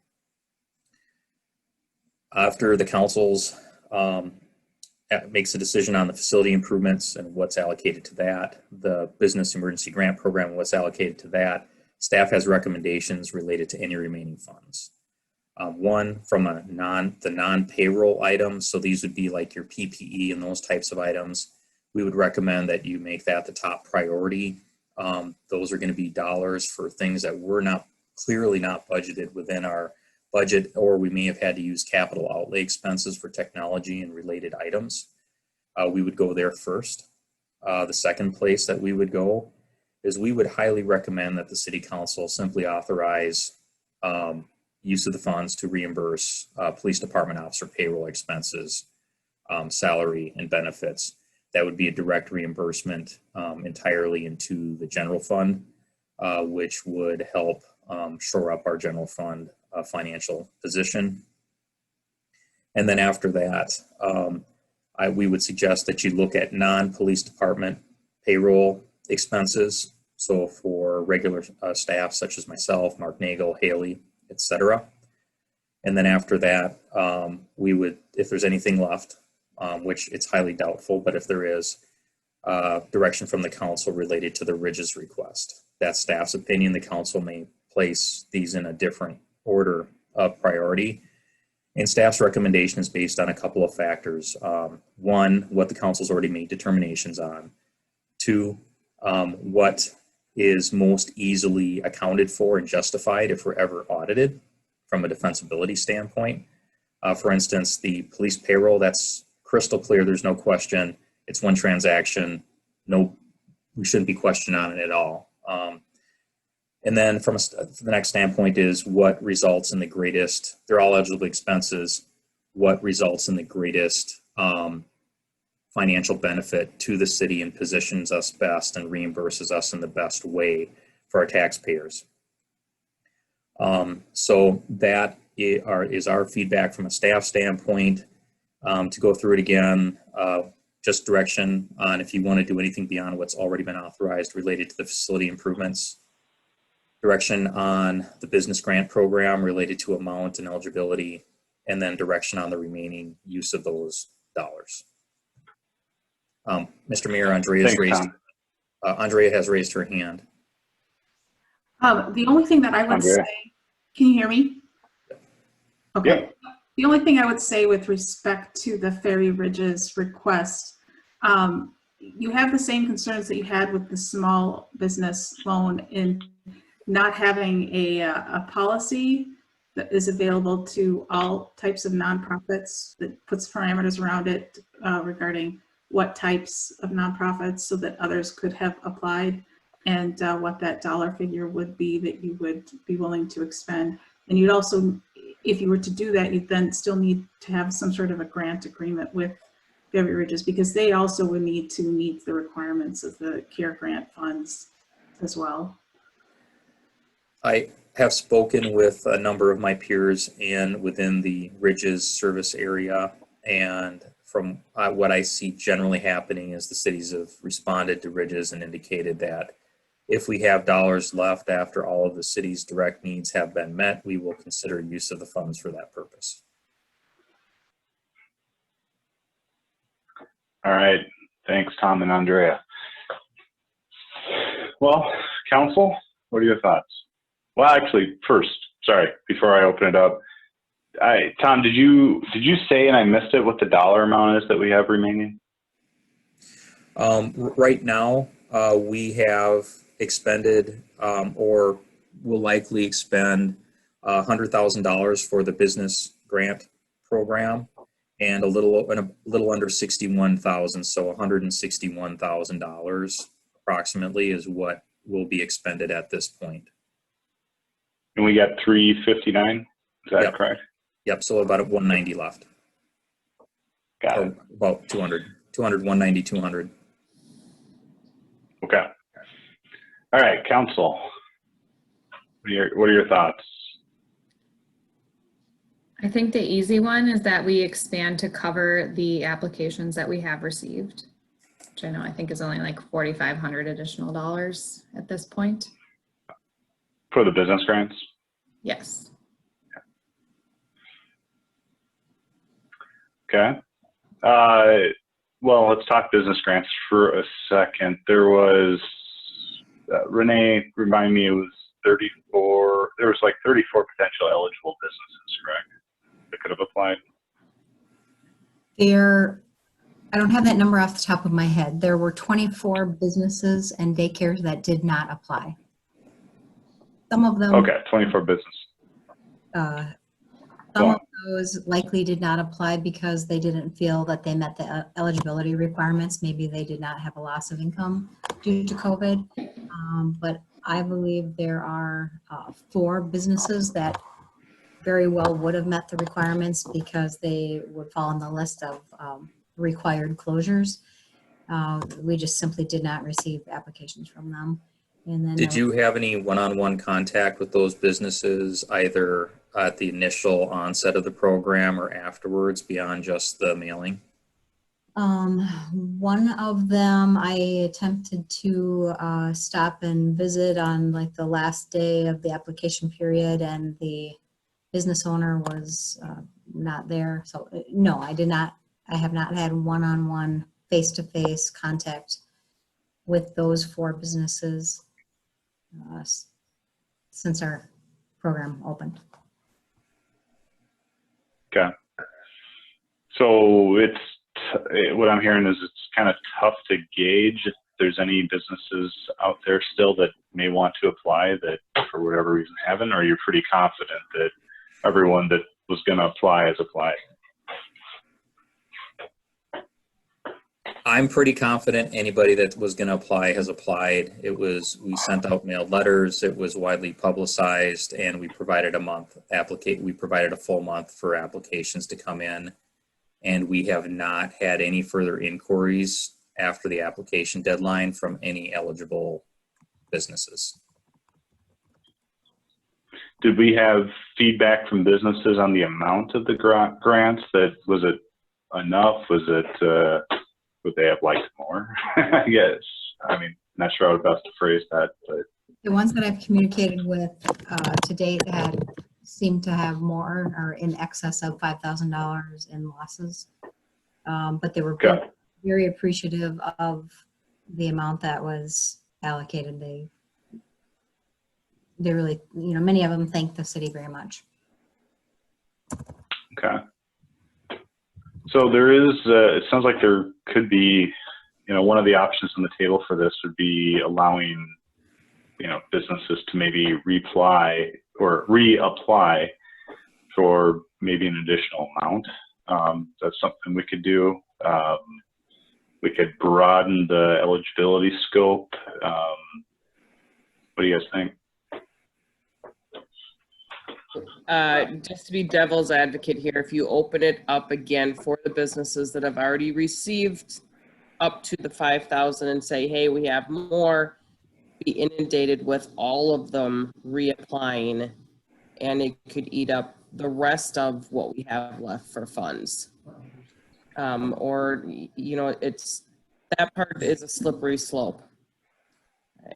Obviously, if you guys want to do it, we can discuss it, but I think as far as a business thinking about it, you open it back up again to all of them that have already received up to 5,000 because they could want more. You could have another 24, 25 people asking for more money. And not that I don't want to give it to them, but we don't possibly not have enough to cover our own expenses, let alone trying to give more to them. Does that make any sense?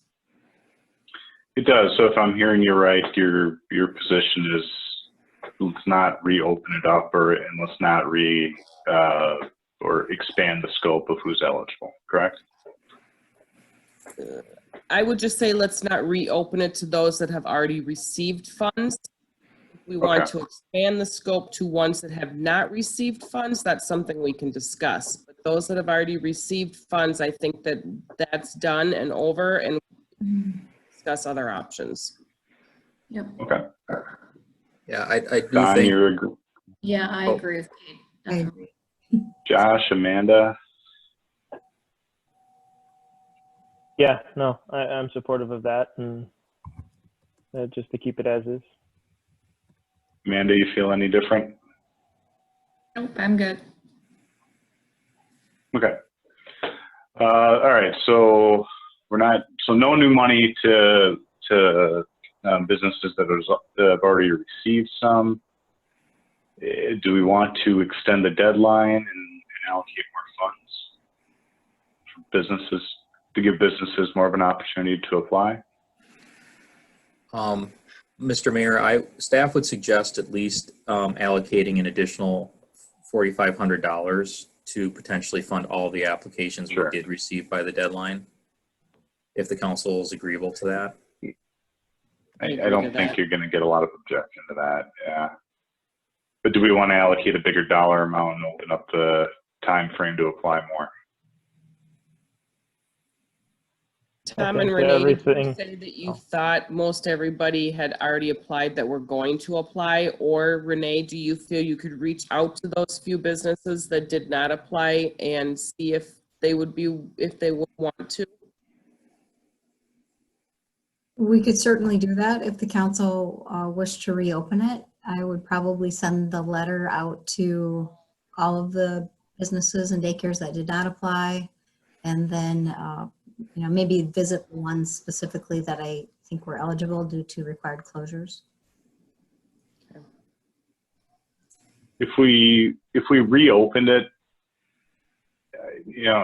how long would you recommend having that window reopened for? So there's a logistical issue here. We have to have the money received. We have to have the capacity to review the applications, and the money actually has to be out the door by November 15th. We're still only about a quarter of the way through the applications we've already received from a process standpoint. Now as we get through, we're becoming increasingly efficient going through the process. Part of it is we were waiting on materials, and it's the same materials from all the applicants, just supplemental information, the normal stuff as you're requesting. So we'll become much more efficient as we go through. But if we were to open up again, we'd be starting from scratch with certain businesses. So we would not have, I don't think, and I'll defer to Renee for that time period, but I don't know that we'd have the luxury of having it open very long at all. I agree. I was thinking like the 23rd, which is like 2 more weeks. Is that too much? Is that pushing it too much? And be realistic. I mean, I don't want to put you guys in a jam. I know you have a lot of stuff to do. I guess I'll jump in before you guys speak. I mean, to what was already said, I mean, it's been a month. If people wanted to, I mean, honestly, at a certain point, we got to cut it off and we need to move on. And they had ample opportunity, I feel, to already go after it. Okay, so you're of the position to just, we did it, we're done with it, let's move forward. Yes. Okay. Amanda, what are your thoughts? I would agree with Josh. I mean, I think that there was a lot of advertisement of this opportunity, and I think those that applied. I mean, I think it was actually a pretty solid turnout with 21, so I think we're okay there. Yeah. Don? I think that we should just move on too. I think people have had ample time, unless I'm kind of sensing something from Renee, maybe that no? No, I completely, whatever the council decides, the, staff will be happy to carry out we'll finish what we have. Okay. Okay. I'm going to bring it to Kate. Sorry, are you kind of echoing what others are saying? If everyone else is closing her down, close her down. Let's get her done and move on to something else. Is there any appetite from the rest of the council to allow the township businesses that have owners living in town to be able to apply? After you just drained our utility funds with this 50% senior discount, I think we should keep the funds in town. No, all joking aside, I think unanimous vote. It was a unanimous vote, Josh. All joking aside or kidding aside, I mean, I think there's opportunity through other avenues. I think we, as a city, look to support our city businesses and residents, and I think by doing what we've done already with the businesses, and then being able to take some of that leftover funds and put it into reimbursing other costs, I think it continues to benefit our residents. So I would say no. Okay. Anyone feel differently? Just maybe a note, at their meeting on Tuesday night, the township board, they also received CRF funds. I'd updated the council on that previously. They talked about it, and they actually allocated $60,000 of their CRF funds for a program. Right now, they're just working through the mechanics of how they would deliver it at this point. Now, that's not a guarantee that they will get their program up and running within the timeframes that we have, but they are actively and aggressively working at getting that program up in time to be able to deliver it to their businesses. Okay, I think we can move forward with the discussion then, where the business grant program is officially cut off at this point. So can I just add, before we move on from that? Please. No, I mean, I think so, without the funding piece, but I think in why perhaps Renee and Tom are invited to the township meeting too, if we can provide some support and to help for the township to process it, or guidance or anything we can be doing, I think that would be good use of staff time, resources. So I can say that we served as kind of a resource to point them in the right direction to obtain their own resources and help explain how the program might be used based on our own experience and research on the topic. We do not have the capacity to administer their program. Should that end up being an option, we just don't have the bandwidth to do it. If the council told us you have to do it no matter what, we would be happy to do whatever the council directs, but the reality is we don't have the bandwidth to be able to administer their program in addition to ours. And I'll be more clear, not to administer the program, but to be that resource and that subject matter expert, so to speak, and just guide them if necessary, which I know you will. Yep, and we have, for instance, Renee's provided them with our applications, our program, templates, everything to use as a guidance, and they've been very appreciative of that. Appreciate it, Tom. Yep. Let's keep moving forward though. Okay, so in terms of I wanted to ask, why not the public works facility? Why not doing the bathrooms in there, the touchless bathrooms? It looked like that was cut off. Because our public works superintendent has indicated that he does not feel that that would be the cost benefit on that for their purposes would be provide the same value as the other items that are identified on the list for eligible expenses. Okay, if our superintendent said that, I would never question it. So, all right. Any objections to the rest of the staff recommendations or any deviations? So we're allocating. I'm not hearing any. Right. So, go ahead. Are we in agreement to allocating the rest of the funds that they need to go through the rest of the applications, correct?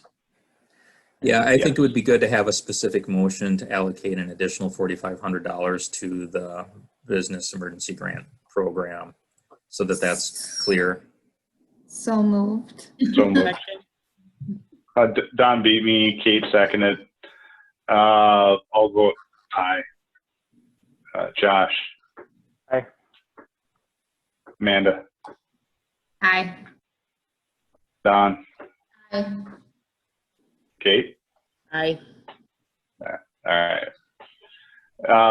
In terms of the donating any funds to the hospital, our position last time we talked about this was I think we need to cover our expenses and take care of Elko New Market first. Is that still the position?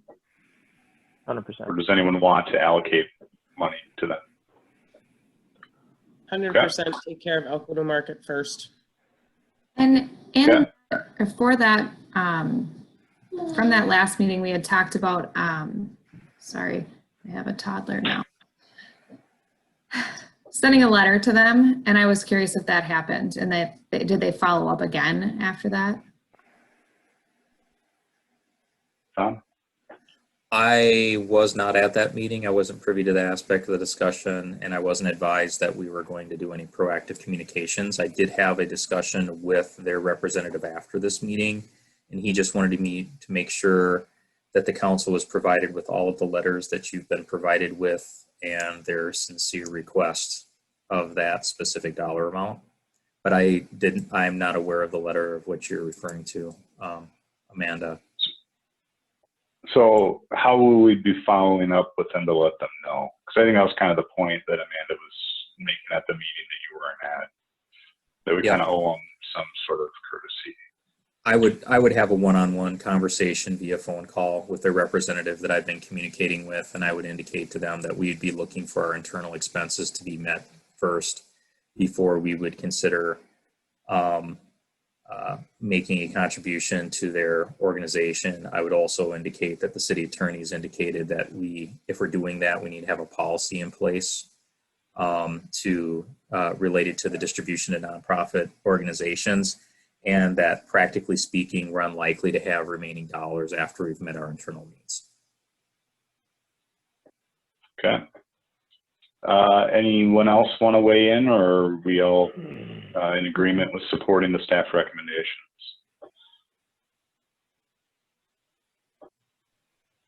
Do we have to, or should we, what makes the most sense? And maybe it doesn't matter, maybe it's complete wash and I'm overthinking it, but 40,000 or 60,000, obviously for the projects and stuff, that makes sense for that right amount. 50,000 for payroll stuff. Do we just then say everything else to the police department, or does it? Yeah, so just something as simple as that. I would, facility improvements and business emergency grant program, those right off the top.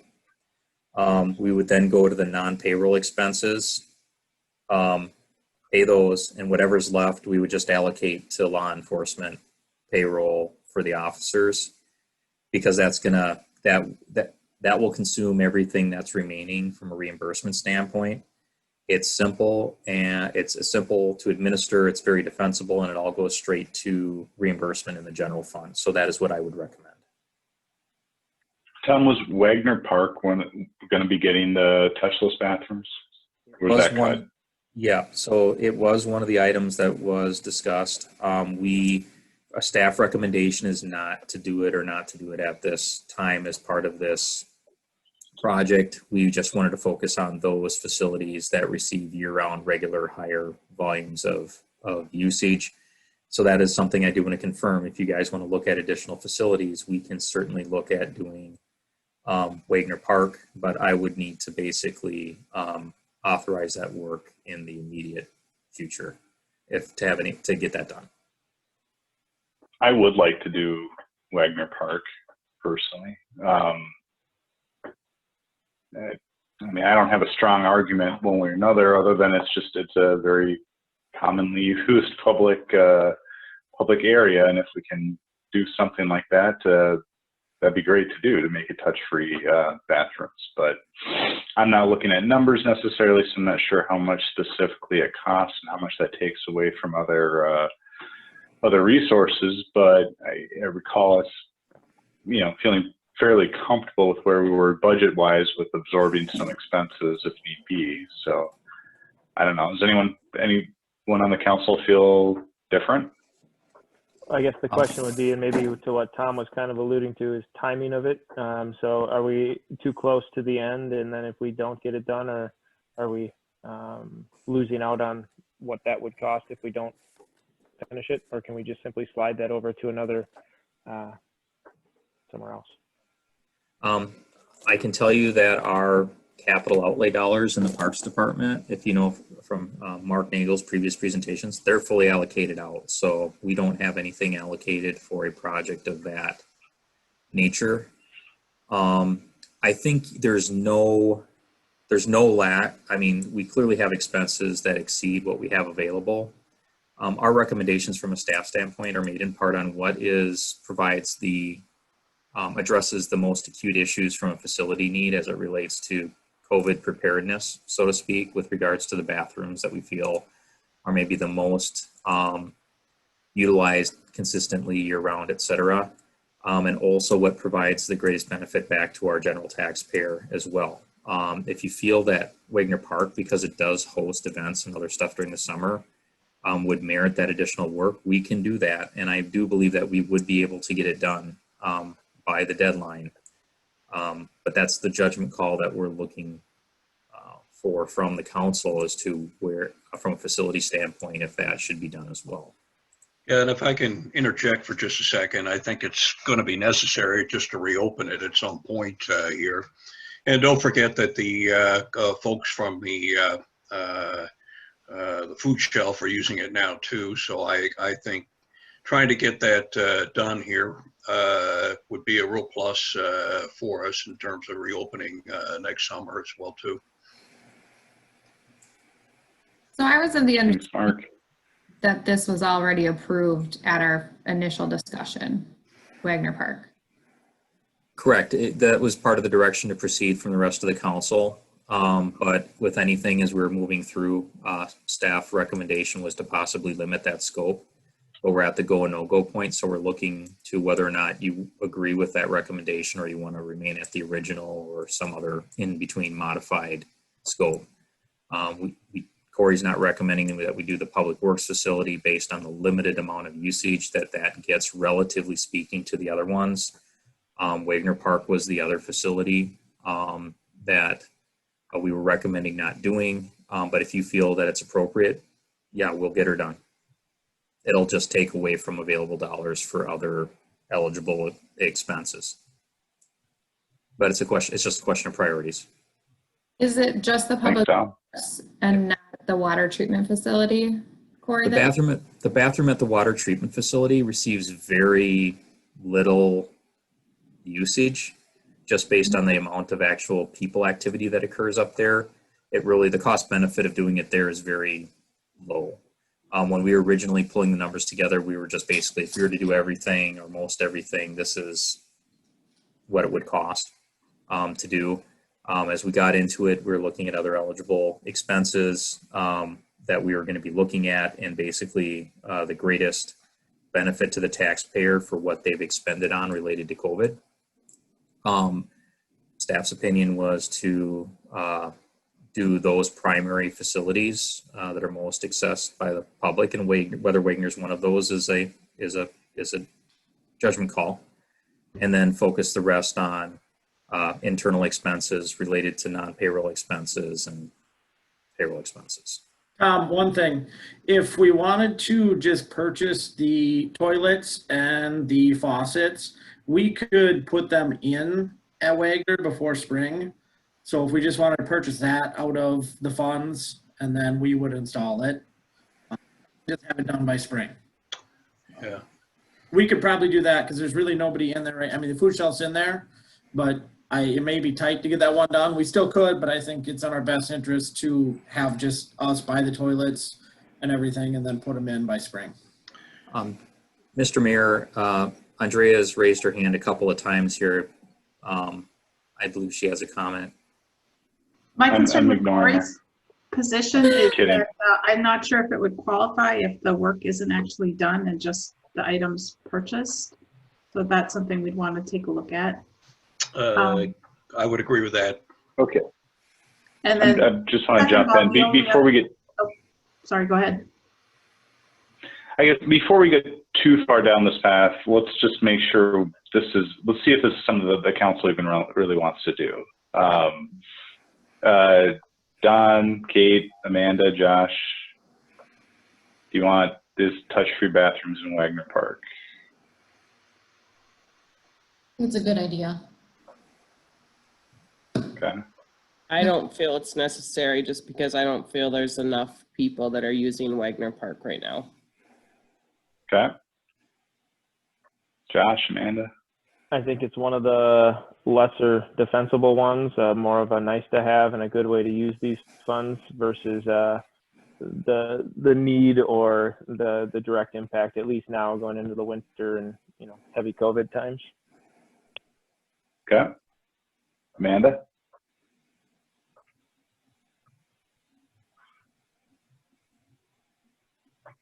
I mean, at this point, if we are going to keep the park closed and only available to the food shelf, then I guess it doesn't make sense to allocate the funds to touchless bathrooms. Now keep in mind, the justification is for beyond just like this winter, like going into the future and future years, just generally spread of COVID or other infectious disease as well, though, too. It's just generally more sanitary and an upgrade to, yeah. Okay, so me and Don are kind of on an island on this one, so it seems like. So, yeah, we can just move forward and skip the bathrooms, I guess, on Wagner Park. Well, then, if it's That's okay. why I cut you off, Andrea. Yeah.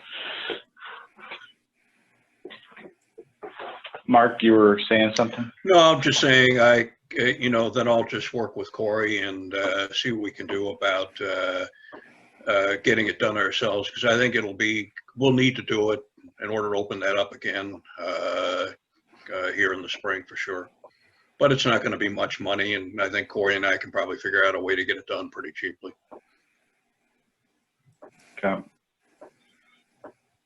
Council, everyone okay with that then? Yes. Okay.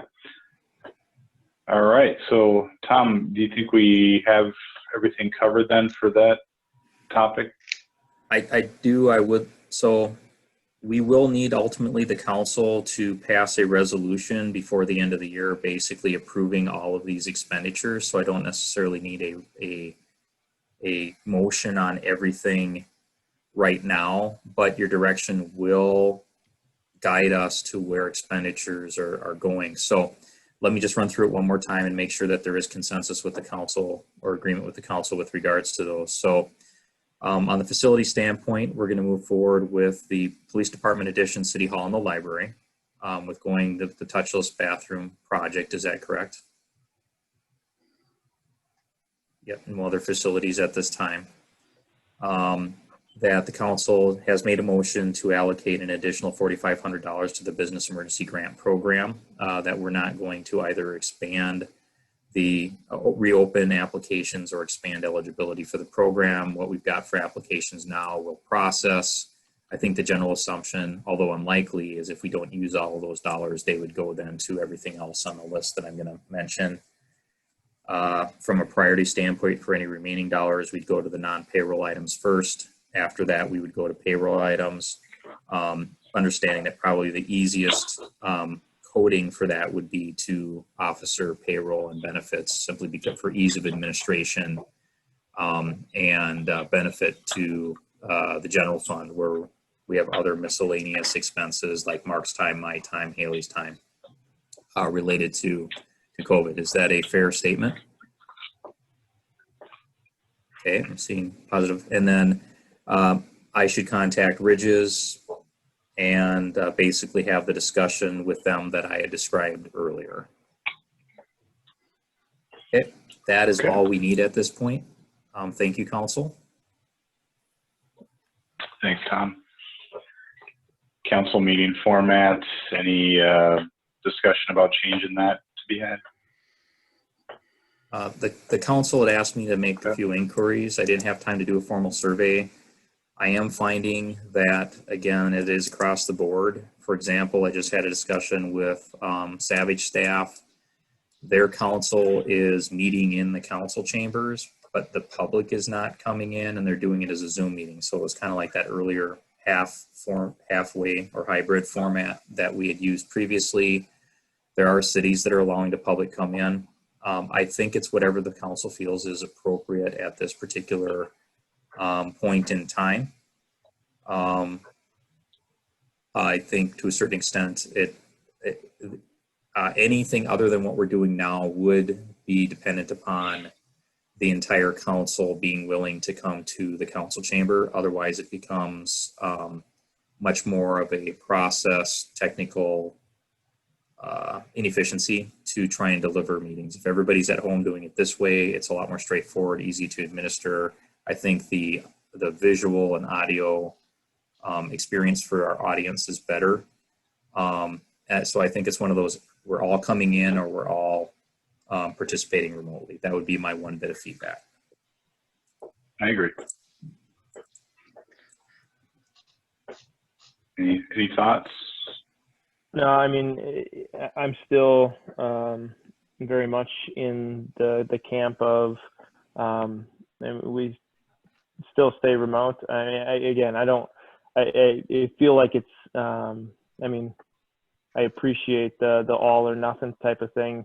And I totally get that because the hybrid has its challenges for a variety of different reasons. And I hate to be the one holdout that then forces others to live their lives in a certain way. But, you know, I will choose to continue to go down this path as long as it's an option. There's still many unknowns. I think the winter months are going to continue to prove that, unfortunately, that we still have a long ways to go through this process. So I'm totally in support of continuing doing Zoom. Now, you know, if we think that there's a way to improve that customer resident experience and make it happen where, you know, you guys could choose to go back in the council chambers, I'm all for supporting, you know, your guys' choice to do that. But yeah. And I don't want to make it sound like that. I'm good with keeping it. Oh, I'm sorry. I'm good with keeping it as is. Does anybody object to that? Does anyone feel differently? All right, I think we can move on. All right, Public Works. All right, I have just a couple things to add. The trail that connects Woodcrest and Windrose was paved today. So that's done. With that, we were waiting on the contractor since spring. Every contractor said it was going to be, you know, weeks to month, and then it just keeps getting pushed and pushed and pushed. It's just, everybody's busy, so that's kind of the way it is, but it's done. It looks great. We will be backfilling it next week, putting down some black dirt, seed, and blanket. And then we have some barricades to go on the end, so that'll be done probably next week or the week after. So it's good to get that one done. And I guess since I'm on the topic of trails, in my report you saw that we've added a ton of trails this year with the new roundabout, the crossings, adding the trail on 91 to 2 to Marketplace, and then with that being done, we'll probably end up plowing the trail along France all the way down to the old PD. So we added probably, I don't know, 1.5 miles of trail. And we also added about 1.5 miles of streets. Plus about an hour-ish of shoveling at the PD City Hall on a normal day. So we're not going to make any changes to our service level this year or responsibilities. We're going to see how it goes. But, and we'll come back, you know, mid-year next year and see how this season goes with the added streets and cul-de-sacs and trails and sidewalks that at some point in time we may need to cut something out. Very easy one would be the amount of sidewalks that we plow that homeowners are responsible for. We do it. We have certain routes that we plow that we always have. I don't know that we really need to rip the Band-Aid off right now, but at some time we might. So that's all I got. If you guys have any questions. Thanks, Corey. Anyone have any questions? Appreciate the report, Corey. Thank you. Thank you. Let's see what's next. Police. Chief Brady. Good evening, Mayor and Council. Thank you. I'll make it brief because I know it's getting late.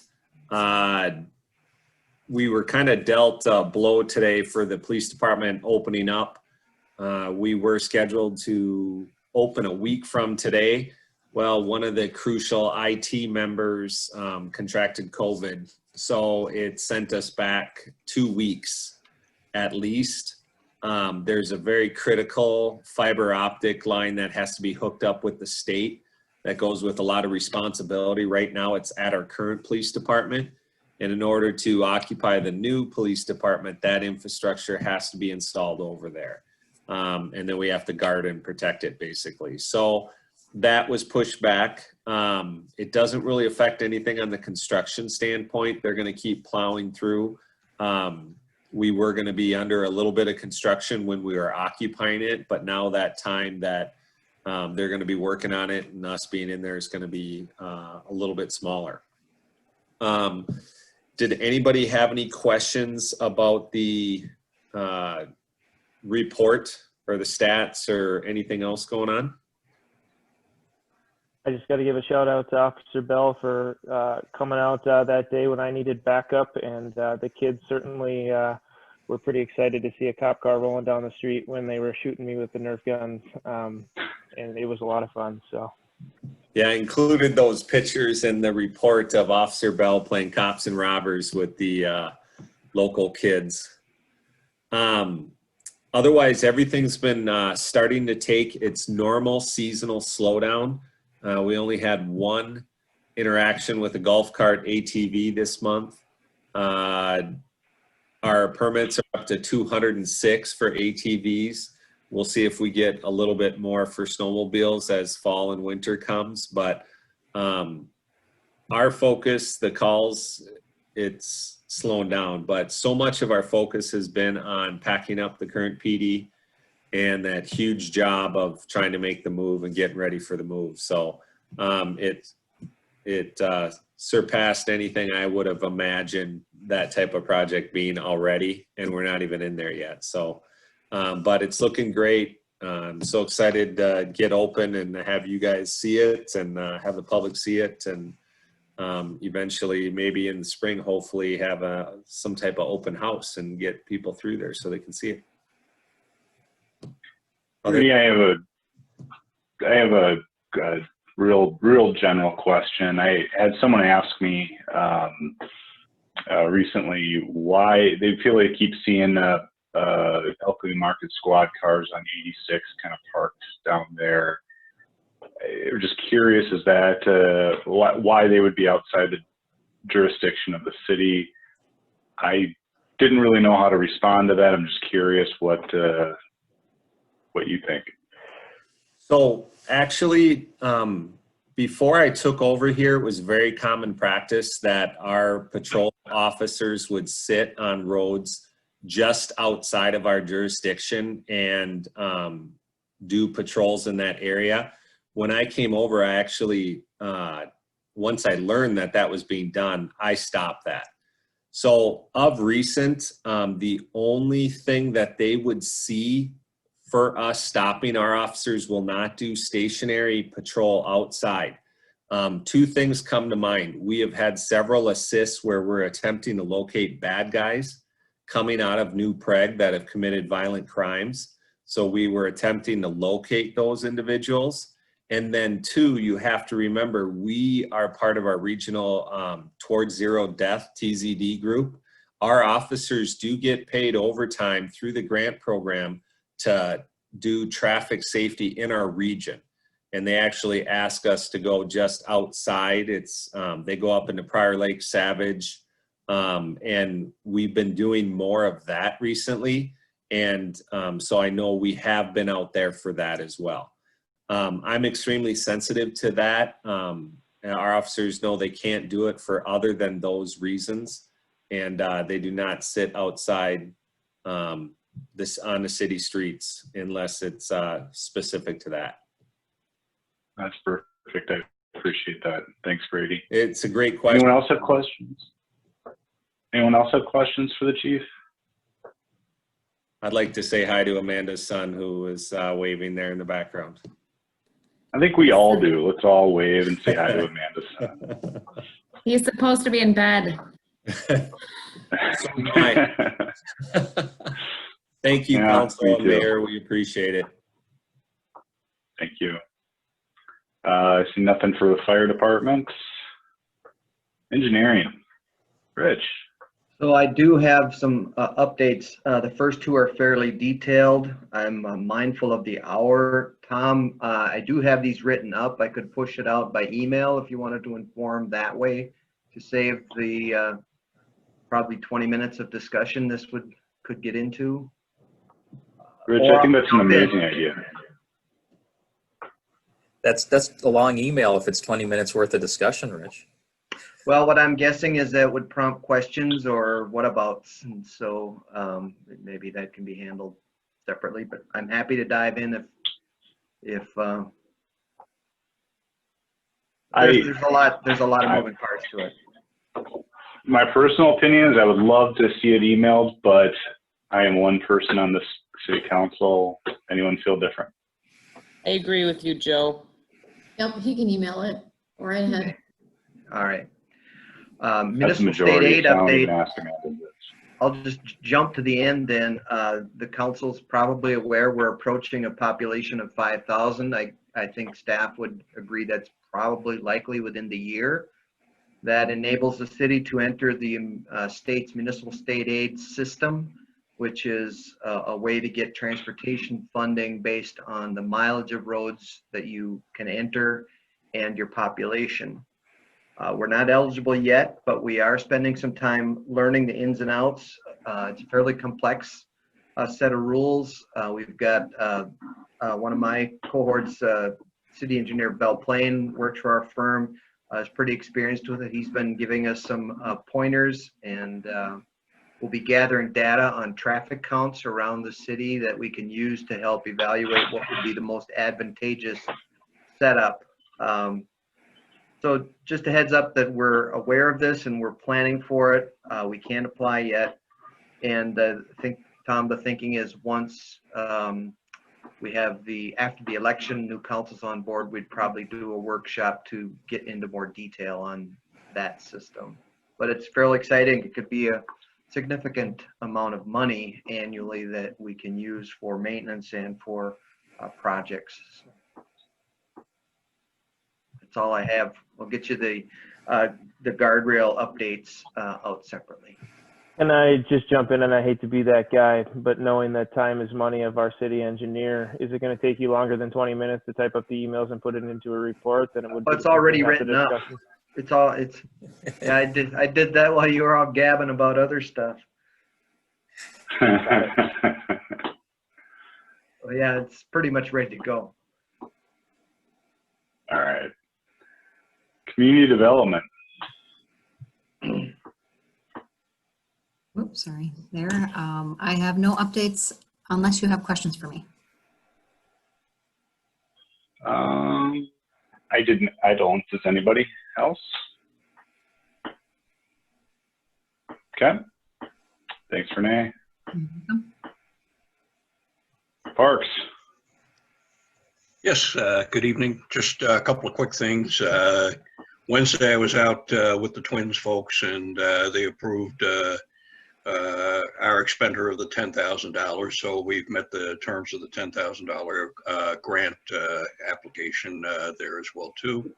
The other thing simply to mention is not having anything to do, of course, with parks is the cleanup. Last Saturday, we had 85 cars go through, and which is the second highest we've ever had, or third highest, excuse me. And we had revenues of about $4,935. And when combine that with the grant we got here just shortly before COVID, we've got $8,188 to offset those expenses from Dick Sanitation. And I particularly like to thank Dick's. Those guys did a great job, and Corey's folks always do a terrific job, and I just want to thank them as well too for this as well. A lot of pent-up demand. We had some people come back 4 times with stuff, so glad we were able to get it in this year. So hopefully we'll be able to do it at the regular time next year. Other than that, Parks Commission meeting, we're kind of in the middle here. Parks Commission is next Wednesday on the 14th, and we'll be talking about everything from the new skate park equipment to our upcoming attempt to get all of our swings, bucket swings, and our together and go out for bids to get those done as well too. So trying to get them all done at one time. Some of them are pretty old, and a lot of the actual chains are out of date as well too. So we're going to be going out for quotes on that here shortly. Other than that, take any questions you have. Any update on the farmers market work? Yeah, we did meet, and Kevin is working on that. He met with the Lakeville folks, and we're meeting with the New Prague folks.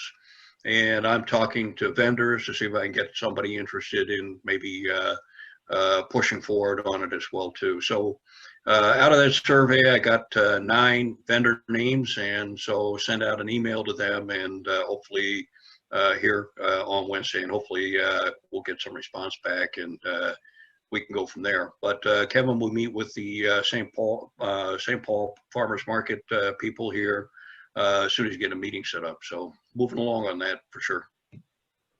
Appreciate it, Mark. No problem. Anyone else have questions for Mark? No. Rich, can I jump back to something real quick from engineering? Sure. Any update on the Webster wetland project? No, all of our homework has been done, and we're just waiting for the contractor to free up and move in and start. Any guess as to when that is, or how recently you've talked to him? No, not since we met on site, unless you've heard from him, but I haven't. All right. Is there any planned communication or anything like that? Because this was supposed to be done this fall yet, right? He had talked about mid to late October when we met, and so. Okay. Okay, good enough. That's what I was looking for. So. All right. We're on CCEC. I don't have my agenda in front of me, so I'll go with the PowerPoint. CCEC, any update? Nope. Okay. No update there. Other committee and board reports, legislative policy committees. Kind of like the Amanda Josh team. Now everything got approved and finalized at the last round. I can't remember if I've seen emails come out from both the LMC and MC groups, but that'll be approved at an upcoming board meeting, I assume. Can we remove these from the regular agenda then for the season, so to speak? Yep. Okay. Okay. Next is Scale. Scale is tomorrow morning. Don't have much on the agenda at all. It's going to be a presentation. Looks like, I think I read it was an hour and 10 minutes from Deed, which I'm personally looking forward to seeing. We had Greater MSP previously come talk to Scale, or be the Scale presenter. And I thought it was going to get more into the economics of COVID, what it's doing to local businesses, but that's actually this presentation for D, is my understanding. So if you have an interest, you should check it out. Tom? Is all of the council receiving the regular emails? We think we've rectified it. Please look in your junk mail, and you should have from earlier this week some of the Scale mail related to the meeting tomorrow. and just go in, you select it, go over, select your options and make it a friendly sender. And that will allow you to receive it. I've started to receive the mail now that I've done that, but we think we resolved the issue. They've been having a lot of issues because they're using a third-party entity to push those out, and IT thinks they've got it resolved with the filters. So now you just have to look in your junk mail, find it, and make it an acceptable domain. I don't have anything in my junk from Scale. Okay, I will double check with them again and make sure that they have you on the distribution list. They previously indicated that you were, but I will double check again. Okay, can you forward me the invite for tomorrow? I absolutely will. Thank you. MVTA. Just one quick update from the meeting last week. The Met Council has decided to terminate the contract with MVTA for what is known as the Red Line. And so that is the bus route that runs on Cedar Avenue and primarily Apple Valley and Eagan, and switch that route to Metro Transit. And so this Red Line is a really big part of MVTA's service area. And so it has a pretty significant impact on them as well as Schmidt & Sons business. So there probably will be discussion surrounding that in the future. That's just my heads up. I have a couple PowerPoints that were presented at the meeting. I sent them to Tom. If anyone's interested, he can send them out. Thanks, Amanda. I-35. We had the meeting this morning. Met Council Chair Zelli was there for the first, I don't know, half hour or so. And then I had to jump to a work meeting. But also in the meeting today was just some revisions that were needed to be made to the Joint Powers Agreement that gets revised every 10 years. Seeing as the last time it was in 2010 or 2010 to 2020, now we're sending out the 2020 to 2031. So at an upcoming meeting, we'll be asked to approve a resolution to keep us in that. No significant changes of any kind, just cleaning up some of the language, and that's about it. Thanks, Josh. We have the Chamber of Commerce update us already. We have anything else? Or council discussion? Anyone have anything for council discussion? Or anyone want a motion to adjourn? So moved. Second. Motion by Berg, second by Timmerman. Josh, you go first. Aye. Amanda. Aye. Don. Aye. Kate. Aye. Vote aye as well. Meeting adjourned. Thank you, everybody.